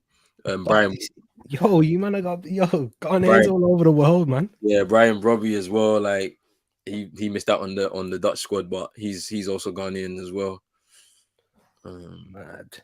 But for Jamaica, bro, like, what would you, man, say? Like, there's a few still. You know what's mad? I was just having a look, and it's crazy how many players could have possibly played for Jamaica. There's the likes of, obviously, you got Raheem Sterling, this current generation, Andy Cole. I believe Ed mentioned John Barnes, Sol Campbell, Carl Walker. Crazy. There's quite a few others as well. Crazy. Yeah, Daniel Sturridge. Yeah, Daniel Sturridge. Yeah. Ashley Young. Yeah. It's a lot of players, bro. Crazy. Theo Walcott. Chris Smalling as well. Yeah. Theo Walcott, Chris Smalling, true. Danny Rose. Bro, crazy. Too crazy. Cameroon's got Bolo. Mbappe's a huge one for Cameroon. What? Could you imagine? But this is what I'm saying. You see countries like Realist's country, France, they just pick off all these money, you know? Crazy, bro. Mbappe for Cameroon. Woo. Chouameni as well. Let's not forget about him. Mtiti. Mkoko, Saliba as well. Like, there's some players. I mean, deep here, Realist. Are you really supporting France? Are you really supporting France, big man? I don't even know how he did it. I don't even know how he did it. I need to research this. Hey, you see Ivan Toney? I think Raheem Sterling can talk to John Barnes. He can. You see Ivan Toney? I think so. I can't lie. Yeah. Listen, if he gets away with his ban, yeah, he needs to replace the dancehall Mark Henry. Antonio, nah, listen, I don't care. Tony's clear of that guy. But yeah, second half's kicked off. The situation in the group as it stands, Switzerland are going through as runners-up with Brazil top of the group. I know this comment's going to get me. A few people might think it's mad, yeah, but you see the Haaland and Mbappe debate online, yeah? Yeah. I personally think Mbappe is the better footballer. And I know some people aren't going to like this, but even Harry Kane's a better footballer than Haaland. Yeah. I'm still sticking with that. In terms of overall game, yes, that's a fact. Yeah. You're right. Because you know, some people be like, "Oh, how can you say that?" Man, Haaland's finishing. Listen, I don't know what he's taken this season, but he's on a different level. Yeah, his finishing and physicality is what makes Haaland. Like, his movement is also very good as well. Like, that's another thing. What makes him exceptional is those things. And I swear Brush was saying, he said he read somewhere that Haaland's team are looking for a way to add more muscle to him, Yeah, but at the same time not reduce his speed. That's yeah. a difficult one, bro, because it's like you got to put on a level of lean muscle to do it. But like, bro, if you put on too much weight, it's gonna finish your speed. And that's where it's based on genetics then, because Yeah. it's difficult. Because if you try and put on lean muscle if you've got different types of genetics, say if he's a mesomorph, it's going to be peak for him because he'll put on way too much muscle. Yeah. But if he's cyborg, yeah. if it's an ectomorph, then he'll have a chance. Yeah, but then obviously you know about like the whole fast twitch muscle thing, yeah. So like like black people have like double or triple the amount of fast twitch muscle than white people in it. So like it's even with that, like he has to work on some levels of explosiveness, bruv. That Switzerland retake the lead. nah. 5 goals. 5 goals. Another goal. 5 goals. I'm changing the game because Alex Telles is down. Alex Telles is down, so I'm changing this, bro. Roland's Now, been really, saying- I'm taking the piss. England are the same, First We've got Jamaicans, Irishmen, whatnot. Hey, but to be fair, actually, Ed had a good one as well. Haaland was born in England, by the way. So yeah. So technically, he's English. Listen, I've got a way to kick him out of football. I can't say on stream, but I've got a way. I've got a plan. I go away as well. I've seen the story from. I've got a plan. I've got a plan. Who got the goal, sorry? Frula. Mad It's a team. well-worked goal. Shaqiri out on the left. Just chips the ball in. A nice back heel and Frula just with a first-time finish. Could you I imagine? believe it's Vargas with the back heel. Mad team. Could you imagine? Tariq, I know you Haaland- and Brush disagreed with that. If I had my way, he would be playing in England. But you and Brush said, no, it's not a good plan. I told you, EOPs, man. Oh, That would have been. Imagine we had Haaland. That would be a man. Brother, this game hasn't even started on this ITV player. I'm going back to Brazil, fam. I'm going back. I don't know what's going on. I'm going back. Now you have to click watch, because for some reason, when you click ITV phone, ITV play, it shows something different. You have to go on the live section or something. No. So I've gone there, and it's like the game hasn't begun. It's just showing. No, because I did that before the Brazil game started. I thought, let's just see if it's kicked off yet, and they were showing something else for some reason. Oh, They're still I don't know showing what that, was going man. on. I'm going back. Yeah, I don't know what was going on. Then I had to go to a different live section, and they were showing it then. I'm back in with Brazil, Cameroon. You don't look happy about that one. Nah.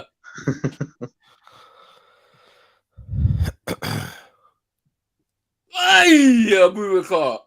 I know it's close, isn't it? Close. He's the only one that's shining light of the tournament for them again, And then you think about it, the first game he didn't even start. I don't think he came on against Switzerland, and they had a chance to beat Switzerland. Switzerland weren't good in that game, but they got their goal. Hey, Salah, come outside, big man. That's what I was gonna say, Vibes. I'm sure Abubakar said to Song, "Hey, would Salah not start for Egypt?" So I should be starting for Cameroon. Hey, but to be fair, yeah, like Egypt were in the last in Russia. They were so bad. Oh yeah, They were awful in Russia. yeah. They were awful at AFCON as well. Yeah, they were bad at AFCON, but they got close. It was that keeper gave him life in AFCON. Trust me, they keep The one who was always injured. Oh, bro, that guy kept coming back from the dead, bro. That was like the Terminator, fam.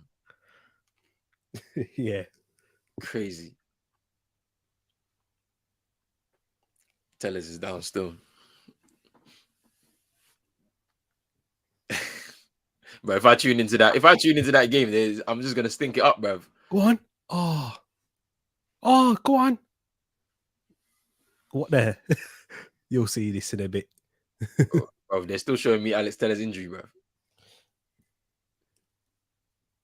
He needs to get out, bruv. Just spray him with one deep heat, bruv. He'll be ready, bruv. Hey, Chino George not looking good. He's been saying Fred's gonna have a good game, man. Bruv, they love to do this with Fred, It's not happening. When we know he's inconsistent, that's what's so funny. Like some games he'll be on it, bruv. Then other games it just look like he's bruv. Bro, you see, man, I'm saying United are holding Fred back. I'm like, big man, have you watched him play? Have you watched him? I've literally, yeah. You'll see it in as well in a bit. Fred just gets bodied off the ball, man. Bruv, and even Ed, you're here, yeah. You know when Ollie came in and we lost to Wolves back to back, bro, and there was the second game in the league, so we lost in the cup. Then literally like the same week we played them in the league. Fred was getting bossed off the ball every single time. He tried to receive the ball in the half turn, break, and then they'll score. I said, nah. Yeah, They keep talking about this Fred guy, bro. that literally happened there. It's the same thing.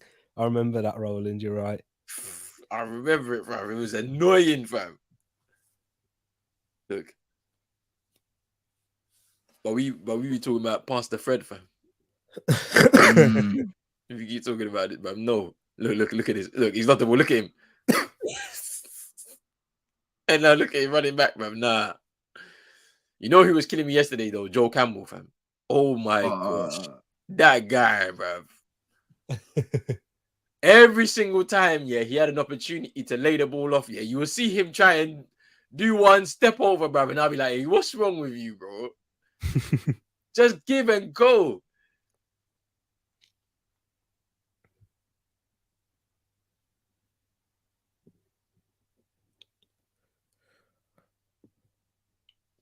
Yeah, he's another one, actually. He's got Jamaican descent. Who? Joel Campbell. Really? Yeah, yeah. Right. Yeah. I didn't know that. Wow.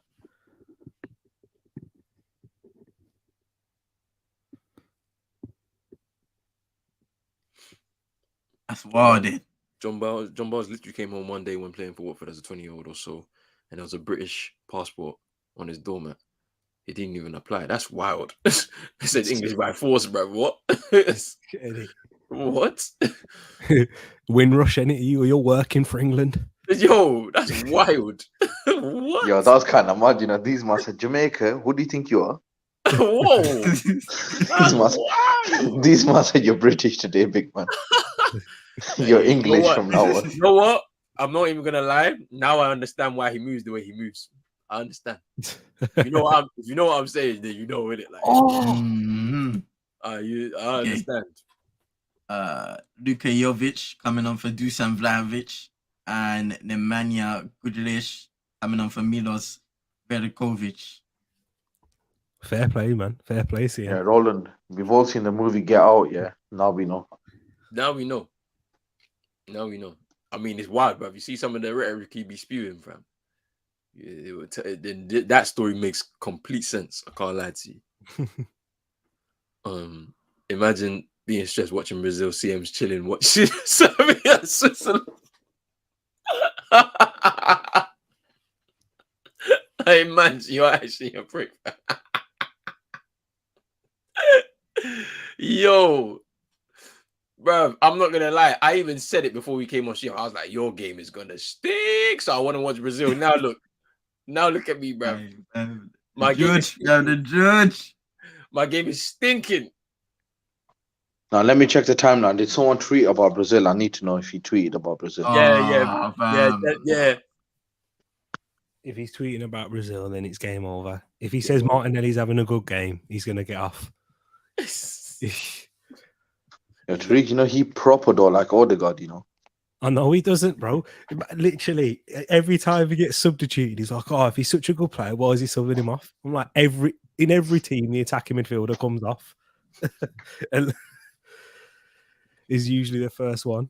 You know what's so funny? Yeah, like, I mean, I don't want it to happen, but if it does, why? Ooh, Martinelli in it. Yo, bruv, this is the third keeper that I started for for Cameroon this tournament. Bro, he almost had a howler. He almost had a This is howler. the funniest thing ever. So you brought all three of them, and all three of them have played in each group game. That is wild, bro. I can't lie. But I don't want it to happen. But if Arsenal do win the league, yeah, bro, the way that certain people are gonna have to apologize profusely, bro. Because, no, I'm being serious. Because the amount of content, bro, that some people that will be able to make, saying that I was right all along, type of thing, yeah, is gonna be hilarious, bro. Mm-hmm. Too funny. You see certain man who went past the point of criticism and just full on agenda. Yeah. That's what I'm It's saying. not going to be looking good for them, It's not gonna look nice, bro, because they have to explain themselves. Facts, man. Rolling spitting facts. They're gonna have to explain themselves, bro, because What makes it peak is that there's bare Arsenal fans doing that as well, fam. I'm gonna say no names, fam. I ain't saying no names. We already know A who they bit are. mad Man, still. like Levi Shotter. If you know, you know. Still, if you know, you know. Man, like we smashed the stadium down for this. What's all this about? Having about 4 beers on a preview, yeah, it's not nice. It's not nice. That is wild. Hey, Anthony tried to score from a corner, bro. What is wrong with you? What? If, Hey, if listen, that's my if guy. England I won like the it. World Cup, right, and Arsenal won the Premier League, I'm not watching football for the rest of my life. I've completed it. Yeah, 100%. I don't care. Now, Tariq, He you know that guy in your fan base, yeah? Yeah. He said, I don't understand. He made a good point, but then he said some people support a player over a club, which is weird, which he's right about that. Yeah. But then he said, I'm supporting Argentina in the World Cup because of Messi. I'm like, so you just kind of contradicted your point? Like, like what's going on, big What's man? wrong with people, bro? I don't understand people, bro. Like, do they know, bro? Nah, don't tell me they're about to give their fourth keeper, bro. Wait, what? Listen, you might as well at this point. You might as Their well. fourth keeper, because obviously the keeper, he clashed with the post on the last corner, yeah. And now I've seen another keeper, yeah, warm up, bro. They've got 4 keepers. What? I've never seen that in my life. Wait, what? True. Trust. Bro, because you only take 3 keepers, fam. So Yeah. why they go 4th, bro? Or is this just outfield player who can play in goal, fam? No, and then you're lying, fam. I've seen this is 4 keepers, fam. About 2. Nah, that's funny. Shaqiri's only 31. You know why? Because he's been playing for Switzerland, or since playing football since he's like 17. He was one of those Yeah. He was one of those wonder kids in it when he was at Basel. Yes. Yeah, he was. You know. So The yeah, Champions League sensations. yeah, it's true. And yeah, Eddie, I remember. Yeah, you see that. Just those days. Even though it wasn't even that long ago, to be fair, it's like 2-3 years ago. Wild. Because Wolves were balling back then. Can't lie to you. Yeah. Fabrizio saying, when you lose a World Cup game, but knock half of buying out of the tournament into it. So, yeah, then you might be a Costa Rican boy. I can't lie. Bro, wild. That was a wild finish yesterday as well. Okay, was that ball out in the Japan-Spain game? No. Bro, some of the angles I've seen, yeah, that ball looked out. I can't lie to you, you know. You know what? And because I was reading a lot of things this morning, kind of looking at it, and there is a fair point. Angles are everything. It depends. Ask that man, they'll tell you that.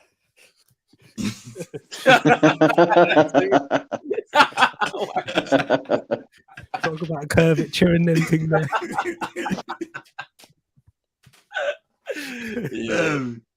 Hey, but yeah, I'm not gonna lie. There's different pictures, different angles. Like that's what makes it so mad. But yeah, yeah, that's it, man. Because the one where you're like looking at the underneath, like the ball, where you can see like the bottom of the ball, that one looks completely out. Because we're used to seeing the ball still being play if any of the balls touching the line. It doesn't need to be touching the line for it to still be in play. It's when you look at the bird's eye view that the ball is still, like, the curvature of it is still touching the line, which means it's in play. Yeah. You know what I mean?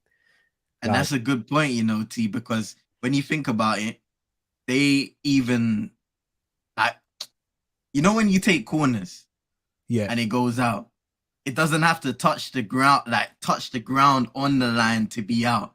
Like, it can be out in the air.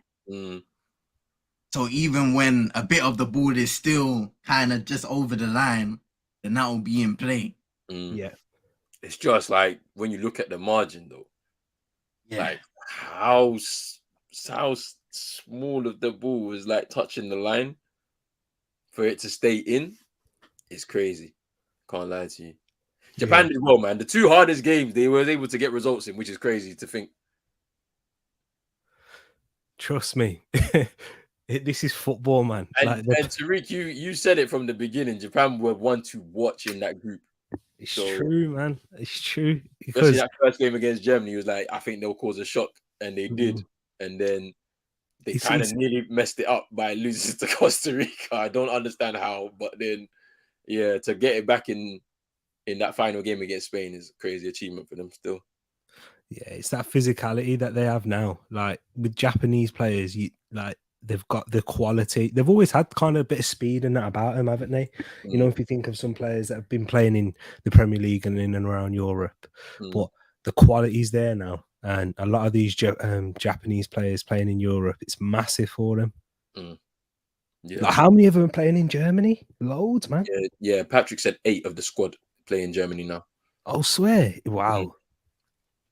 Yeah. Tokyo Kambi's come on for Mbeumo. Mbeumo's had a pretty decent tournament, I'd say, for Cameroon. Obviously, made a switch over prior to the tournament. Yeah, he's done all right, actually. You know, you always have to take into consideration that he's not had many appearances or been in and around the squad a lot. So yeah, he's done all right. Yeah, I mean, and yeah, to be fair, and then I was a bit surprised at him coming off. I would say if you're trying to get a goal, keep him on. You got to sacrifice a defender or someone in midfield and just go for it, because Brazil are content with, because they're through regardless. And to be honest with you, I don't think anybody can really trouble them for that top spot. When you look at the result in the other game, so you kind of have to go for it still. Still all to play for, though, to be fair. Is Tariq saying that VAR contoured that ball in? Airbrushed it, yeah. I don't care if it was out or not. 2010, eat it, Germany, eat it. And people are still fuming about that goal, man. That Lampard goal. I saw so many videos and stuff on Twitter about it, but it was too funny. I know, but the mad thing was, I remember watching that game. We were still going to get battered by Germany. Yeah, that's the thing. Like, the way Germany played in that game is like, yeah, even if you'd scored that goal, they would have come back, I think, because from when I remember that Germany side, a lot of them were actually part of they were under 21 winning squad. Yeah, Euros under 21 winning squad or something like that. They moved into the Germany national. That's the one. You're right. Good point. And if you think about it, at that time, yeah, before that game, Gareth Barry was one of the most highly rated footballers in England, right? Yeah. Gareth Barry, Liverpool wanted to sell Xabi Alonso to get Gareth Barry. Yeah, I remember this. Until Mesut Ozil booked him and retired him, literally. Yo, I remember this as well. I remember this.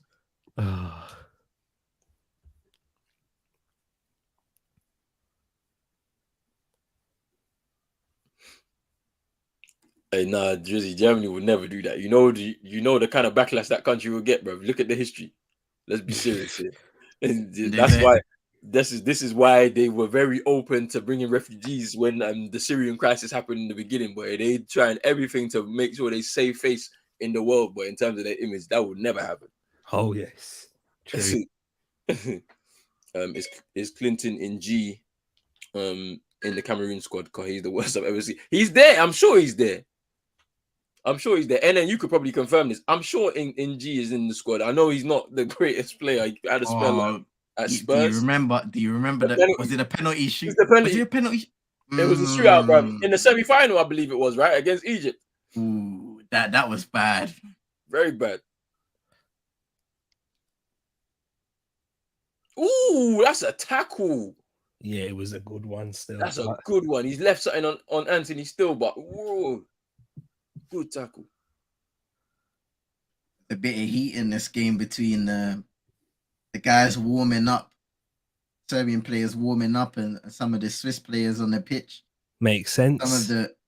Some of the coaches, the players have had to kind of tell them to get back on the sideline.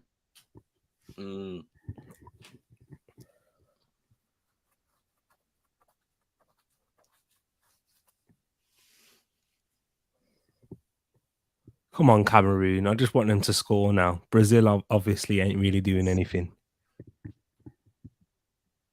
Nemanja Maksimovic coming on for Serge Milinkovic-Savic. Kunde coming off for Ncham.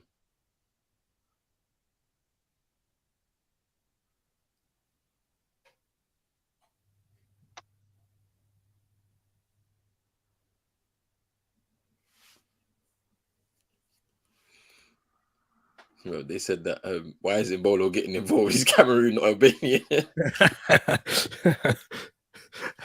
It's a good point still. Hey, Ebola was up there, fam. He was tensing up and everything. Nah, that's funny.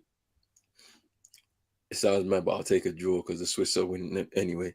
I was gonna say Albanians love black man, so maybe that's the thing. Bro. Edmilson Fernandez coming on for Mohamed Salah.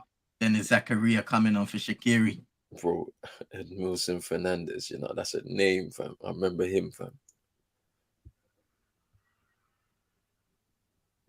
You know what I've just seen? Literally, that's mad. Because you know, I was just talking about at half time about the players that could have played for different nations and that. I've seen David Ornstein literally tweet out about for Suriname.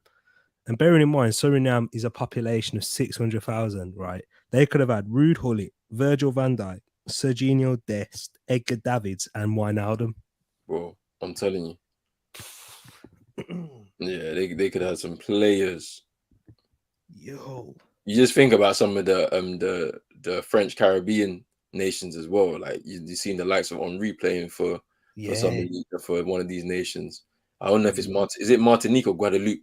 I was literally going to say it's one of Martinique or Guadeloupe. Yeah, it's one of those, isn't it? Like, stay with Martial. Like, there's a few. Martial's still got time, you know. Yeah. They said Martial still got time. I mean, obviously, Vieira could have played for Senegal. That would have been big. So this is, oh my days, this is what they could have had. They could have had Michel Vorm in goal. Yeah, average. Van Dijk, Ruud Gullit, Owen Wijndal, Clarence Seedorf. Seedorf. I was going to say that. Yeah, Seedorf is from Suriname. Frank Rijkaard, CM's boy, Ryan Babel, Patrick Kluivert and Jimmy Floyd Hasselbank. Yeah, they could have had a crazy team. Crazy team.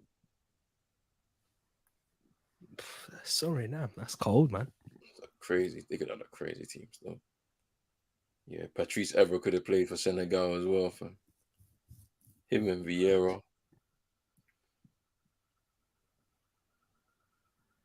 What?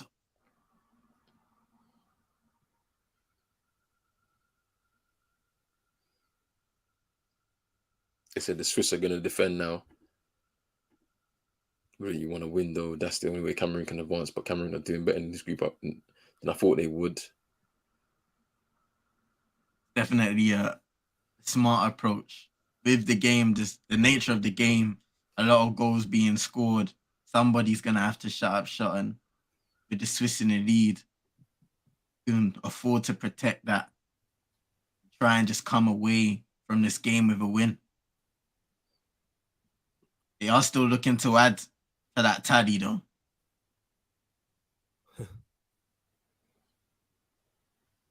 You know that Pedro rolling for up top? He reminds me of Fred, man. He's trash. Do you remember that the striker Fred? Yeah, the Fred. Yeah, played for Lyon in his career, and he's so dead. Yeah. I mean, Brazil haven't been blessed with strikers like that in a minute. Like, like a proper one, innit? Like, because like Richarlison's okay. Like, he's not great.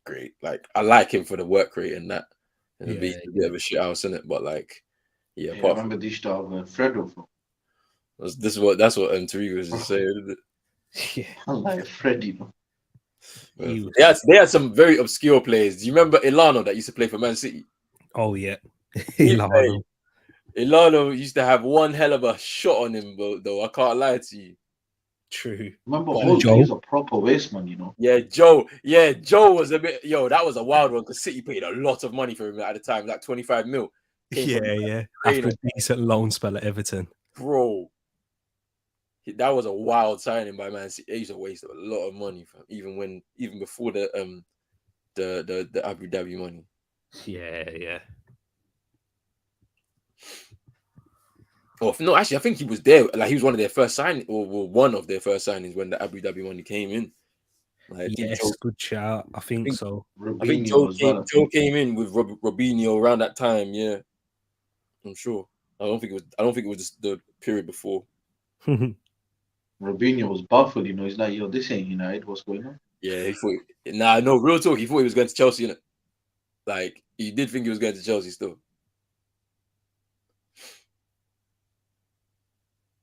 Oh, do you know why? CM, I've just seen it on Twitter.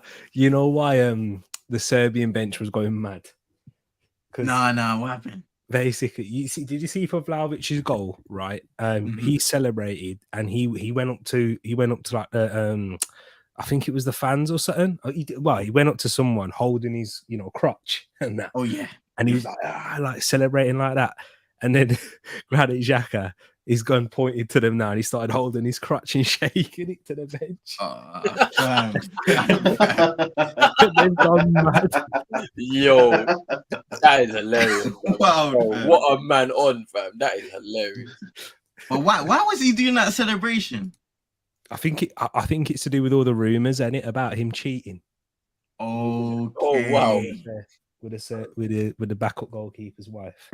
Bruh. Hey, yo. That's a mad thing, fam. And then nah, they're boying it.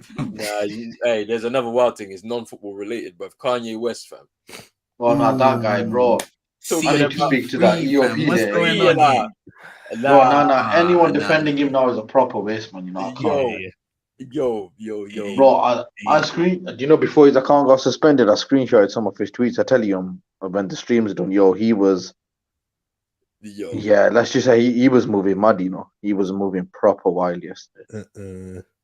When I seen the CP3 thing, I was like, yo, what have you dragged my man into here, bro? You know what I mean, fam? I haven't seen the Bro, CP3 one. It got worse after CP. Let's just say CP3 was mild compared to what he did next. Yo, but it's kind of wild. That's a wild one because it's like, bro, this is a married man with kids. Yeah, like I don't know if he's got anything to do, but you just dragged him into this mess, bro, for no reason, fam. Man's in the middle of the regular season. Yo, he is on the ropes. You know, Kanye. State Farm videos, fam. That's it, fam. Man, nah. I couldn't believe. I'm just saying, the artists I rep, we always win in the end. We always win. Wait. Who do you rep, bro? Taylor Swift. Bon Kanye. Yeah, we always win in the end. Hey, fam, I can't be repping no artist these days, fam. Every man that goes into that kind of business, they end up going wacky in some sort of way. CM, if you rep the people I rep, you don't have that problem, though. Yeah, I'm not involved in none of that music business. Don't worry, CM. I don't know about them man there still. Yeah, CM, just trust me. I'm a child of God, fam. I don't know about none of them man there, fam. CM, trust me, bro. Trust me. We don't have no allegations out here, you know. We're just living life comfortably. Yeah, Chris Paul was catching strays. Kanye wants to see his. Hey, I don't know about that one. That someone needs to. You know what? Needs to get what Super Nick's saying, you know, people are actually worried that he's gonna. They gotta get hold of him quickly. Some people think he ain't making it to 2023. That's all I'm gonna say, you know.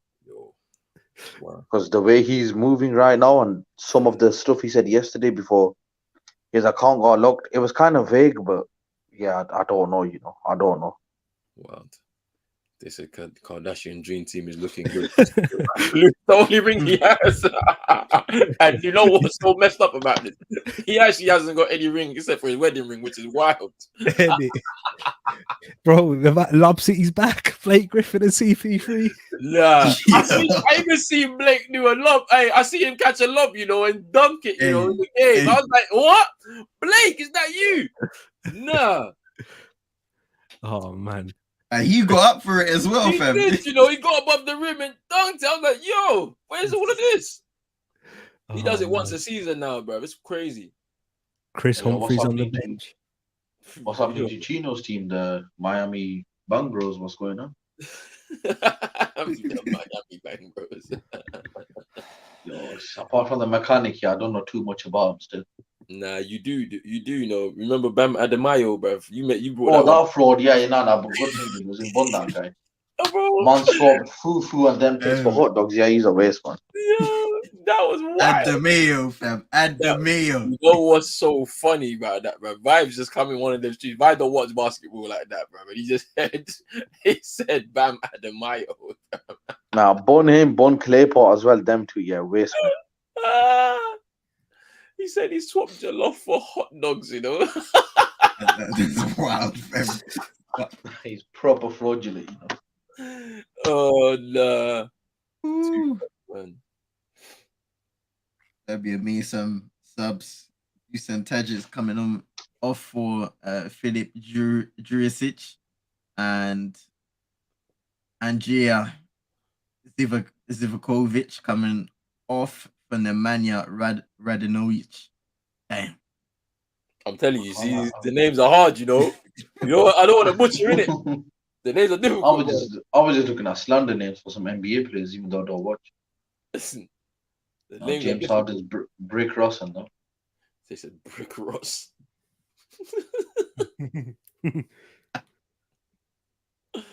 Oh man.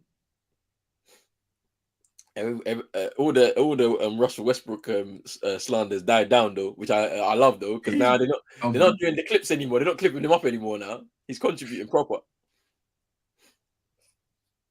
Has he still got that 6-man role now? Yeah, Yeah. he's still the 6th man. Yeah, he's better off a rotation, though, isn't he? At the moment, in this point in his career.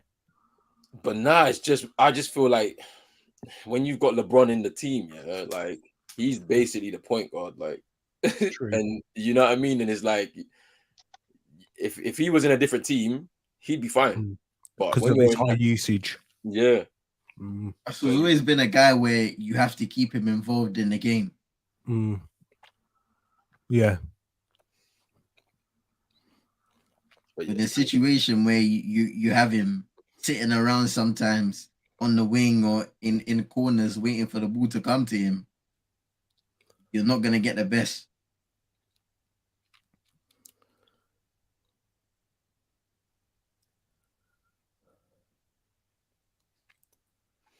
I can't lie, Cameroon need to push for this, bro, and get the win. Because like, to be honest, you don't know what's going to happen in the final, like, 10 minutes of the other game.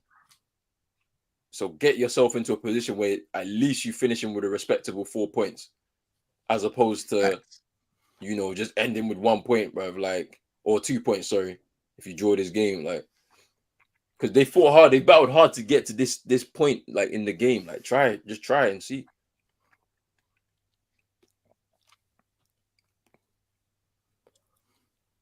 CM, has it been raining in this game? Why are all the players' shirts soaked? Yeah, that's the thing. It doesn't look like it's been raining. That's the thing. It's not raining. Yeah. It's not raining. They're just sweating, fam. They're sweating bad, man. Yeah. Hey, well, you know, you see, man, I told you, man, already, yeah. You know, in some deserts, yeah, it's not cold at night, you know. Yeah, true. You did say. Hot, so maybe it's hot there. The temperature must turn up. Like, look at the Serbia shirts, CM. Like, it's sticking to him, fam. It's mad. Yeah. Big up man like King in here. He said Westbrook and LBJ can't both have the ball, so Westbrook has to run the second unit, and the Lakers won't drop off as much. It's true, man. Makes sense. It's so true. Hey, yo, big up King. Come on. But why do they have a stadium called 974? I don't know. They got another one called Education City. I haven't really been taking in the stadium names this World Cup. I don't know why. Like, I don't know why. You know, before the World Cup, bro, there's always some. Yeah. I do some education beforehand. You know what I'm saying? Now, bro, I haven't even bothered to do it, fam. I don't know. Yeah, it's a good point, man. It's probably, I think it's mainly to do with the quick turnaround. The media will tell you it's because it's Qatar and that win. Yeah, it does. No, it's definitely the quick turnaround, because I was paying some attention to Russia, and Russia ain't got a clean record. You know what I mean? Yeah. we was watching that. We was watching that calmly, bruv. People were taking their photo opportunities and that with the president, even though he's got a very questionable a record of life, bruv. You know what I mean? Exactly. You know, I mean, that's why you gotta be careful, fam. You can't be skinning tea everywhere, fam. trust me, bruv. I told him, and this is all it is just Islamophobia. That's it. Let's just say Putin don't like his Skittles, innit? Let's just say that one. That's what, yeah, I'm gonna say that. Plus, he don't like people that look like me, but it's all good. Exactly. Do you know what I mean? But you did see that Walker's Chris Shagger do a monologue about that one, did you? Nah. And also, do you remember the Euros back in 2012 in Ukraine? In Bro, Ukraine, yeah. there was literally Ukrainian fans looking for black people to beat up, fam. Trust me. You know what? I don't want to big up the guy, Richard Keys, yeah, but I watched a bit of him and Andy Gray's interview with Piers Morgan, yeah. And I don't know if he's working in Qatar, but Richard Keys basically said, no, I don't know if he said this because he's just working there, but Richard Keys said, look at the way they're talking about Qatar. Then he said, Ukraine's only getting this coverage because it's white faces. I'm like, man, like Richard Keys, you know. But he does work in Qatar, but like I feel like the only reason why he's saying it, yeah, is because he don't have a career on Sky Sports anymore after his sexism row. Yeah. So that's why he can just say what he wants now, isn't it? Yeah, so he can say what he wants now to make himself look good. So Andy Gray, man, ruined his career as well. Fam. Yeah, both of them. They were in the studio together, and then there was a mic that picked up what they were saying, like about. I think. They went into a bit of that. Man was like, I wanted to kill myself. I'm like, oh shit. Yeah, but you made the mistake. Like you have this mindset, and then you thought that just because the cameras are off, that people weren't listening. Well, they were. Like, I think they were talking about Shan Massey when she first came into the Premier League.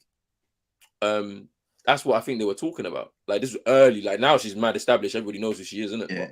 Yeah. They're saying stuff like, does she know the offside rule? Would he smash it? I'm like, and it's all that type of stuff. Like, yeah. So it's like, and it's kind of like, wild. Like, because according to Richard Keys, he claims you rang her the day later, and she said, "Oh, don't worry, it's fine. It's just banter." Yo, did she really say that, big man? Did she? But I was surprised he said that. You know, about the Ukraine stuff. Yeah, because we've seen it. These men said, "Don't bring politics into football," and then when, let's just say, when their skin color gets attacked, it's like straight away, let's do it. Well, you know what's funny though is that watching in the US next World Cup, they ain't gonna say nothing about what goes on in that country, boy. That's what I'm saying. For real, exactly. They won't say a word, and that's where the hypocrisy just gets me, bro. It's just like, bro. Cameroon needs to do more, man. They really need to do more. I can't lie to you. Just push for this winner. You know, I'm just gonna get Chino annoyed. You know, I know it's their second team. I'm just gonna say, yo, is the trophy really coming to Brazil, big man? After today, is it really going to Brazil, big man? Hey, I mean, I can't lie to you. Like, if England can get through Senegal tomorrow, I can't lie, it might be theirs, you know. Yay! Don't get me gas, man. Don't say that. It might be, you know. I can't lie to you because everybody else has been looking smelly. The top teams have been looking. Maguire is about to pocket Mbappe if we get through tomorrow. Smelly. Brazil is smelly in this game anyway. They've been smelly like throughout this, but right, yeah. To be fair. I mean, they struggled against Switzerland. Though, I can't lie. They had to get a deflected Casemiro goal to get them going. Yeah. Even Argentina, you know, the games. Argentina smelly. Oh my god, bro. It's like the Mexico game. It just felt like they were like, "Yo, Messi, just do something for us," and then we go home after this. Then it opened up after that first goal. It was late as well. And I'm like, yo, the guy's, is he 34? Someone just give him some help in it. Don't put all the pressure on him this time. Bro, as I said, Canada was making my uncle Atiba Hutchinson run lap. Bro, they had him doing 39 press on his own. 39 in midfield. Yo, my uncle is running around in midfield, bro. You people don't have no respect for your elders, bro. Why? Well, like Alfonso Davis, yeah, but his pace could have helped, but he was like, nah. I'll stay here. Wild, fam. Hey, listen, someone said that Canada's pace is Croatia are too old to deal with the pace. Boy, the way when they start getting their foot on that ball, yeah, it was a problem, fam. You can't lie. Man's got vertigo in it looking at the top. Whoa. Jeez. But and then you did not come here for the draw. As soon as the team sheet was there, I would have been rubbing my hands if I was Hugo Berson. I can't lie to you. I'm like, yeah, you could get something out of this game still. I can't lie, this Rafinha, I don't rate him as much as other people do.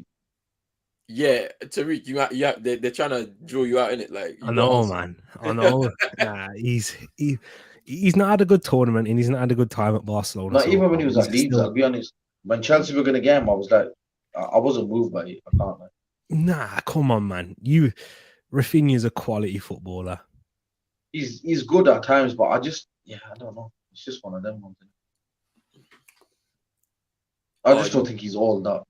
You really mean to tell me that I've sat here 90 minutes, no goal from Brazil at all? And CM had what, 5 goals? Yeah, man. And it's not over yet. It's not over still. He's got 5 goals. Yeah, Chino, your country. I'm surprised about that one still. Not even one. Yeah, Chino, put respect on us. We scored more goals in one game than you have all tournament, you know. It's true, bro. Can't lie. The fact that I know so little about this country through this tournament says so much. No host cultural elements have been added. In the future, this will go down in history as one of the worst World Cups.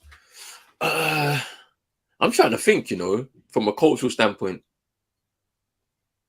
this World Cup. It's because certain men are allowed in the country and they want everyone to follow their rules. And these men don't want to tell you about it. Because, like, Qatar are not a big footballing nation anyway, right? So it's like, the culture in football, like even culturally, football is just like, it's not like I don't even know. Like how certain countries, like, football's their biggest sport, like Brazil. Yeah. Or like, but in America, it's like American football or whatever. Like, when you say Qatar, what's the first thing in terms of sport that you say is that? Like, I wouldn't even know, bro. I can't handball. Yeah, I don't know. Badminton, like, I don't know. Nah. Do they even send athletes like that to the Olympic Games? Like if anything, it's like a contingent of like 12 people. I don't know. Like, so this World Cup was given to them for another reason. That's all. Why can't it? Yeah, because you can see, like, you have them World Cups in the past, and for example, in the build up to games and stuff like that, or even at halftime, the media would make an emphasis to kind of cover the area that, not just the country, but the area that the game's being played in, the history and all of that stuff behind it. And that kind of gives you more knowledge of not just the country, but the area and the culture. Spot on. I remember that one for the South Africa one. Remember, what's that? What you might remember it. You know the big hole. You know that place with a big hole in South Africa where they get diamonds and that. I'm trying to remember what you're talking about. I forgot what it's called, man. But I remember learning about that through the World Cup. I remember learning about even the Russian one, where they've got the place that literally separates Europe and Asia in Russia. And you got that monument there, and if you cross that line, you're in a different continent and stuff. I thought that was quite fascinating. But I haven't seen none of that here for Qatar, apart from the Metro Man. Yeah, but you know what? So we don't want to promote it, innit? That's the thing. But then, like, at the same time, it's like also every stadium is in Doha. Yeah. Right? So it's literally all based in one city, which is a good thing, obviously, for the fans. They can just like literally, it don't take you more than an hour to get to another stadium. Let's say, for example, you're gonna watch another game in that. Yeah. But then you don't see other sides of the country. We don't really know the story of the people. Like, so, like, I would say, like, for South Africa, that was a huge tournament. Abubakar, he scored! They've got a chance. They've got a chance to go through. They've got a chance. Abubakar sent off. Oh, it's celebration. Wait, still, what? But Wait for taking off his shirt. So second yellow. Yeah. Oh, you're an idiot. What are you doing, man? You're stupid. He's an absolute. I actually Well, didn't know he was if on the you first go yellow through, card. You know, No. I did not know he was on a yellow. Yo, Abubakar is mad, fam. Why would you? So do even if that? they go through, man, suspect. Nah, Well, suspend come it, on, bro. man. Oh, Tariq, now you Bro, said that even look. my stream is peak. You know, because he's smiling currently. Bro, So he's smiling at the I've just seen moment. Rigobert's song come all the way over there, yeah, to tell him off. I'm sure. You just got yourself sent off, you idiot. That's so stupid. It's a stupid rule, you know. It's a stupid rule still. It's a dumb rule, but yo, that is. But you should wild. know if you're on a yellow, don't do that thing. Don't do it, fam. But he's gonna give But it then to again, yeah. listen, I can referee- understand the emotion in it. I can I understand. can understand it, bro. But like, you can't allow it still, man. I can't. Like, I know it's the letter of the law, but fam. Bro, he's still smiling after he got the red. To be fair, Nah, I know. Shameless. Him and the ref was smiling because he was like, "Yeah, I know. I gotta take my yellow in it. Like, I gotta hold the L, fam." Wow. you know That what? is mad. One thing Yeah, I I'll ain't say. seen Salah do this against Brazil. One thing I'll say. I remember what Mike Dean said. Mike Dean. Do you remember when Aguero's moment and he took his shirt off and that? He said, "If Aguero was already on a yellow card, I wouldn't have given him the second yellow." Yeah, you just can't said- in it in that moment. You just He can't. said, I would have literally taken the fine, whatever, from the. Hey, we got some beef over here, fam. Let's go. Jack and Bolo, fam. All them man involved right Hey, now. let's go. My boy Granite, come on. Zachariah trying to throw some headbutts, not connecting. He's such a fool, and then, bro. Why? Because He's because you scored here, you won the game pretty much now, yeah. And something could happen over there, and you're through. Now you Come can't on. play in the round of 16, fam. Literally, And he's there smiling, fam. What kind of attitude is this? I need Serbia. I need a Serbia equalizer, bro, so Cameroon can go through, bro. I need it, fam. But I think head to head might come into play there, though. Or is it no? It'd be goal scored first, isn't it? Yeah. I didn't goal score first. Yo, big up Brush as well. Play should know better, but it's a dumb rule. Yeah, I need Serbia to score and equalize, bro. I can't lie to you. But you know, when it comes to football, people, I've seen some people say already it's the worst World Cup. I disagree with that, you know. When it comes to the football side of it. No way. Yeah, This yeah. has been the best group stages I've ever seen. But you Because see, listen, South Africa 2010, nostalgia kicks into it, but That when was you really trash. deep it was not the best, you know. It was not the best for Nah, football it still. definitely worked. The atmosphere, the vibes and everything were listen, they carried that tournament, I can't lie. Yeah, that's the biggest thing I remember No, from Ghana carried the 2010. tournament. Oh, that's kind of tournament. That was Yeah, just listen, yeah. the We was atmosphere doing and our all thing. that carried the tournament. We was doing our thing, bro. Africa was on our back, bro. Literally, Bro, bro. No, not Bond West them Africa, vuvuzelas. bro. Any melanin on your back? Bond them vuvuzelas still. I did not like the vuvuzelas, you know. They were You mad know annoying. I know you didn't like it, but I loved it. fam. Nah, I didn't. Nah, listen, after a bit, it was like, big man, stop it now. CM, I wonder. Man's if at home listening to bumblebees on my screen. Yeah, it's like, no. Nah, fam. You know, I loved it, fam. Because it was at the time, because that was just around the time when I was really exposed to football. So I got to Yeah. see a different kind of culture. And before then, I had never really been exposed to a culture where the crowd interacted with the game in that way. Yeah, exactly. Nah, And see, I'm CM, on in the paracetamol halfway through the tournament, you know. Because for a few games, it was decent. And every game, I was like, big man, leave me alone. But CM, I wanted to ask you this as well, because like to kind of back this case up, with when you was watching Ghana, can you remember as a kid, even the household, like it was kind of going a bit, you know, which I remember my mum watching that Uruguay game and going mad at Suarez, and we're Yeah. Jamaican. Everybody Yeah. was going You know what I mad. mean? bro. My mum was cussing. Yeah. Everybody was going mad. That's the funny thing. We'll always default them. We'll always, if Jamaica ain't there, we'll always default. Yeah. I told you, man, already about the historical ties between Jamaica and Ghana still. Mm. Oh yeah, of course, West Africa, Yeah. isn't it? Yeah.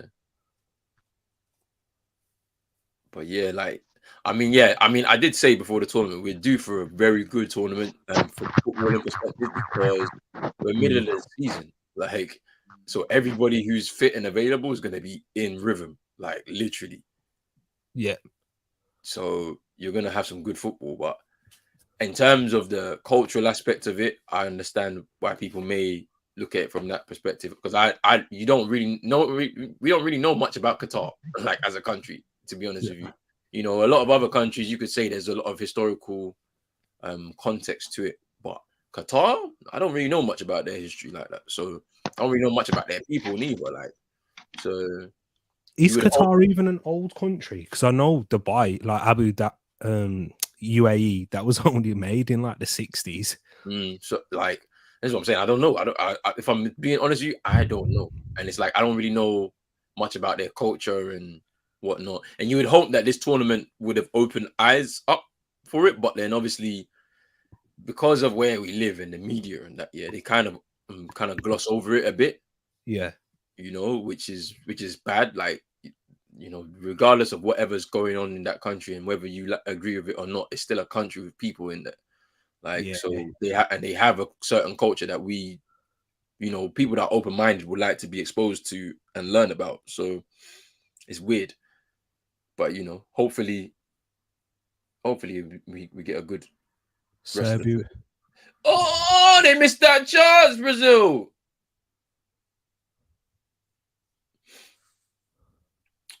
I need a Serbia goal, bro. I need a Serbia goal still.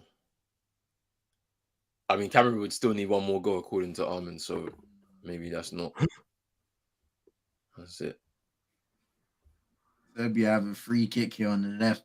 They got another free kick. Jeez. He said that this result holds, and all African nations would have had at least one match at the World Cup. This might be the first time it ever happened. Bro, that's actually crazy, you know. I can't lie to you. But it's showing you how things are changing a little bit now. Headed by Kanji. Oh.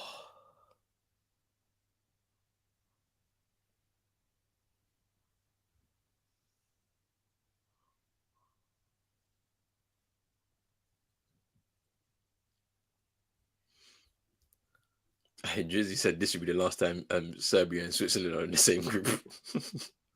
What, you think they're gonna just separate them out now because of all the beef, bro? Yeah, they should, man. It's political, bro. Oh no, it's all over. They said in the other game, Abubakar getting his goal sent off and heading out. Hey. Cameroon with 4 points, but there's good effort though. Can't lie to you, good effort.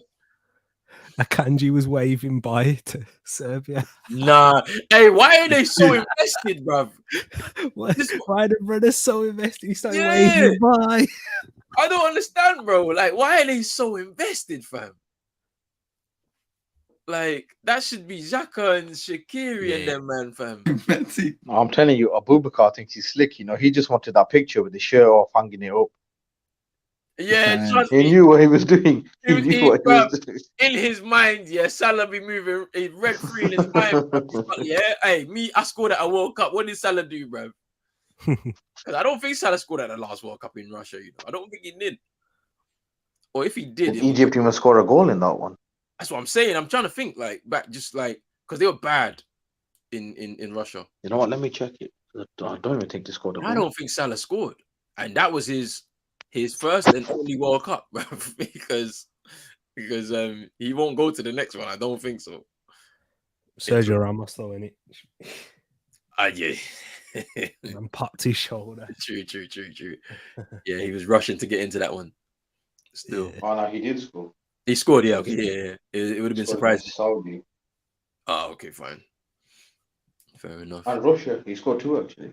Scored 2, fine. Bubaka scored 3, so he'll say I topped. I did I did more. I scored more than you.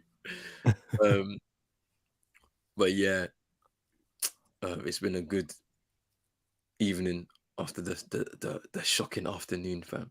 How are we out? How are we out, bro? I don't understand. They're out though. but I knew they could beat Brazil's B team. Man saying it's over. Switzerland won. Cameroon are out. They tried. Great effort. We out, but we went out with a bang. You're happy. I mean, you gotta be happy with that, man. You get a win against Brazil, a lot of people's favorites, even though it was a changed team. Abubakar getting a goal as well, getting sent off. Crazy. At least you don't. Well, did they finish bottom of the group? Who's Serbia? third.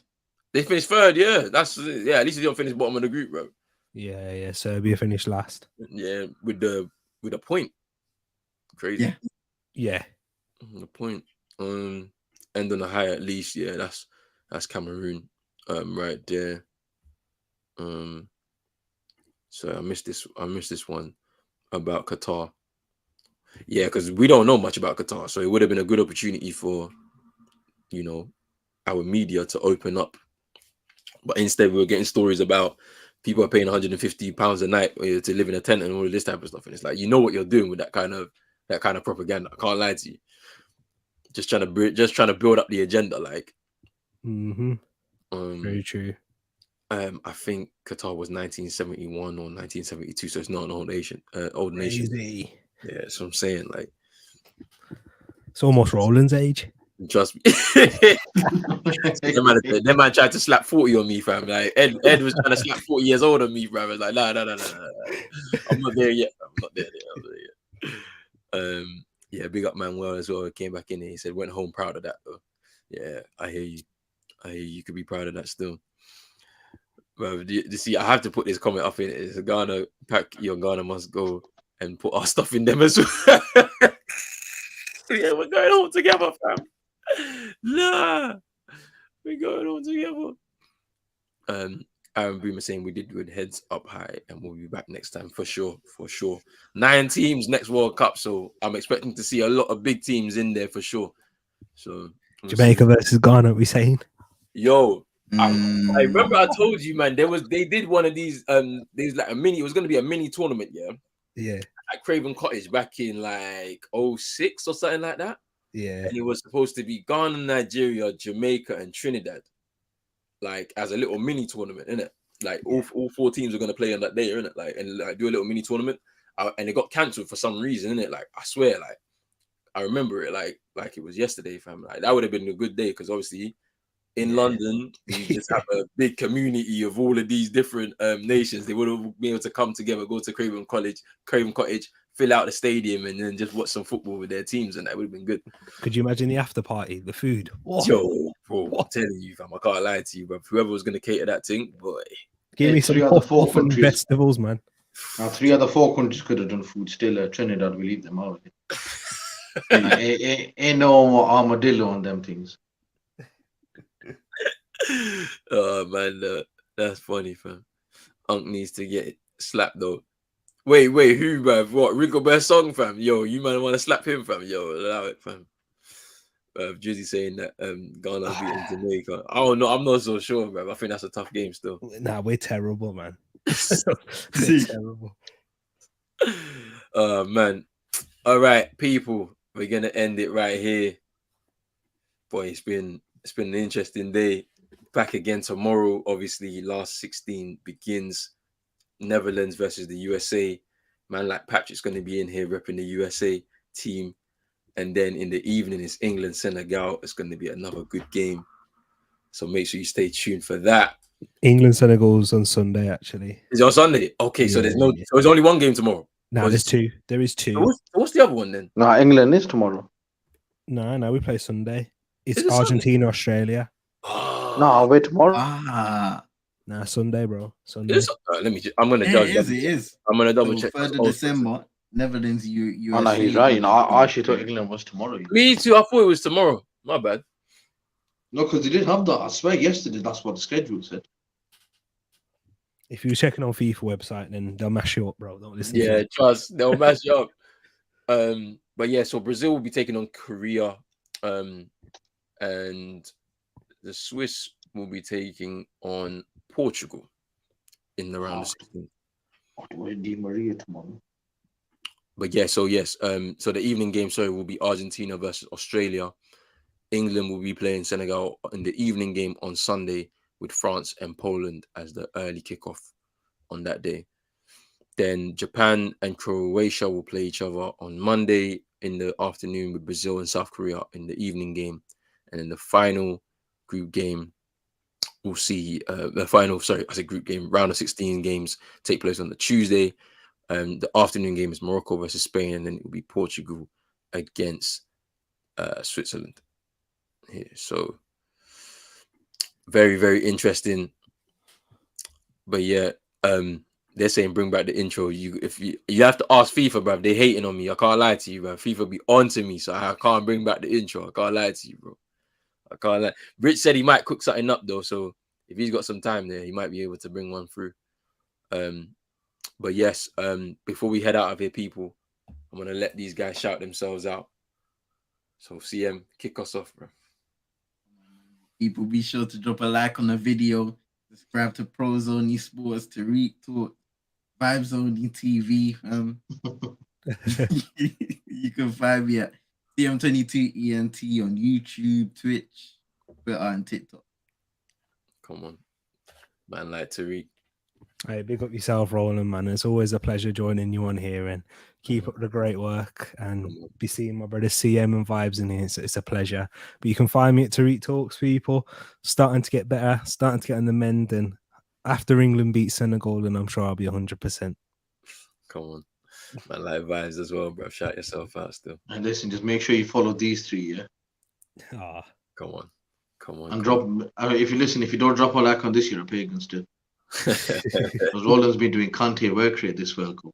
Hey, bro, you know what it is, bro. That's how we do it. I'm just watching Abubakar getting sent off, bro. Right? That's a stupid decision, bro. If they went through, bro, I would have been fuming if I was Song. Can't lie. But people, we'll be back tomorrow. More big games, World Cup action, and all of that good stuff there. Make sure you're hitting that like button, that subscribe button as well if you're new. Hit the notification, bro. We out, people. Peace. Peace.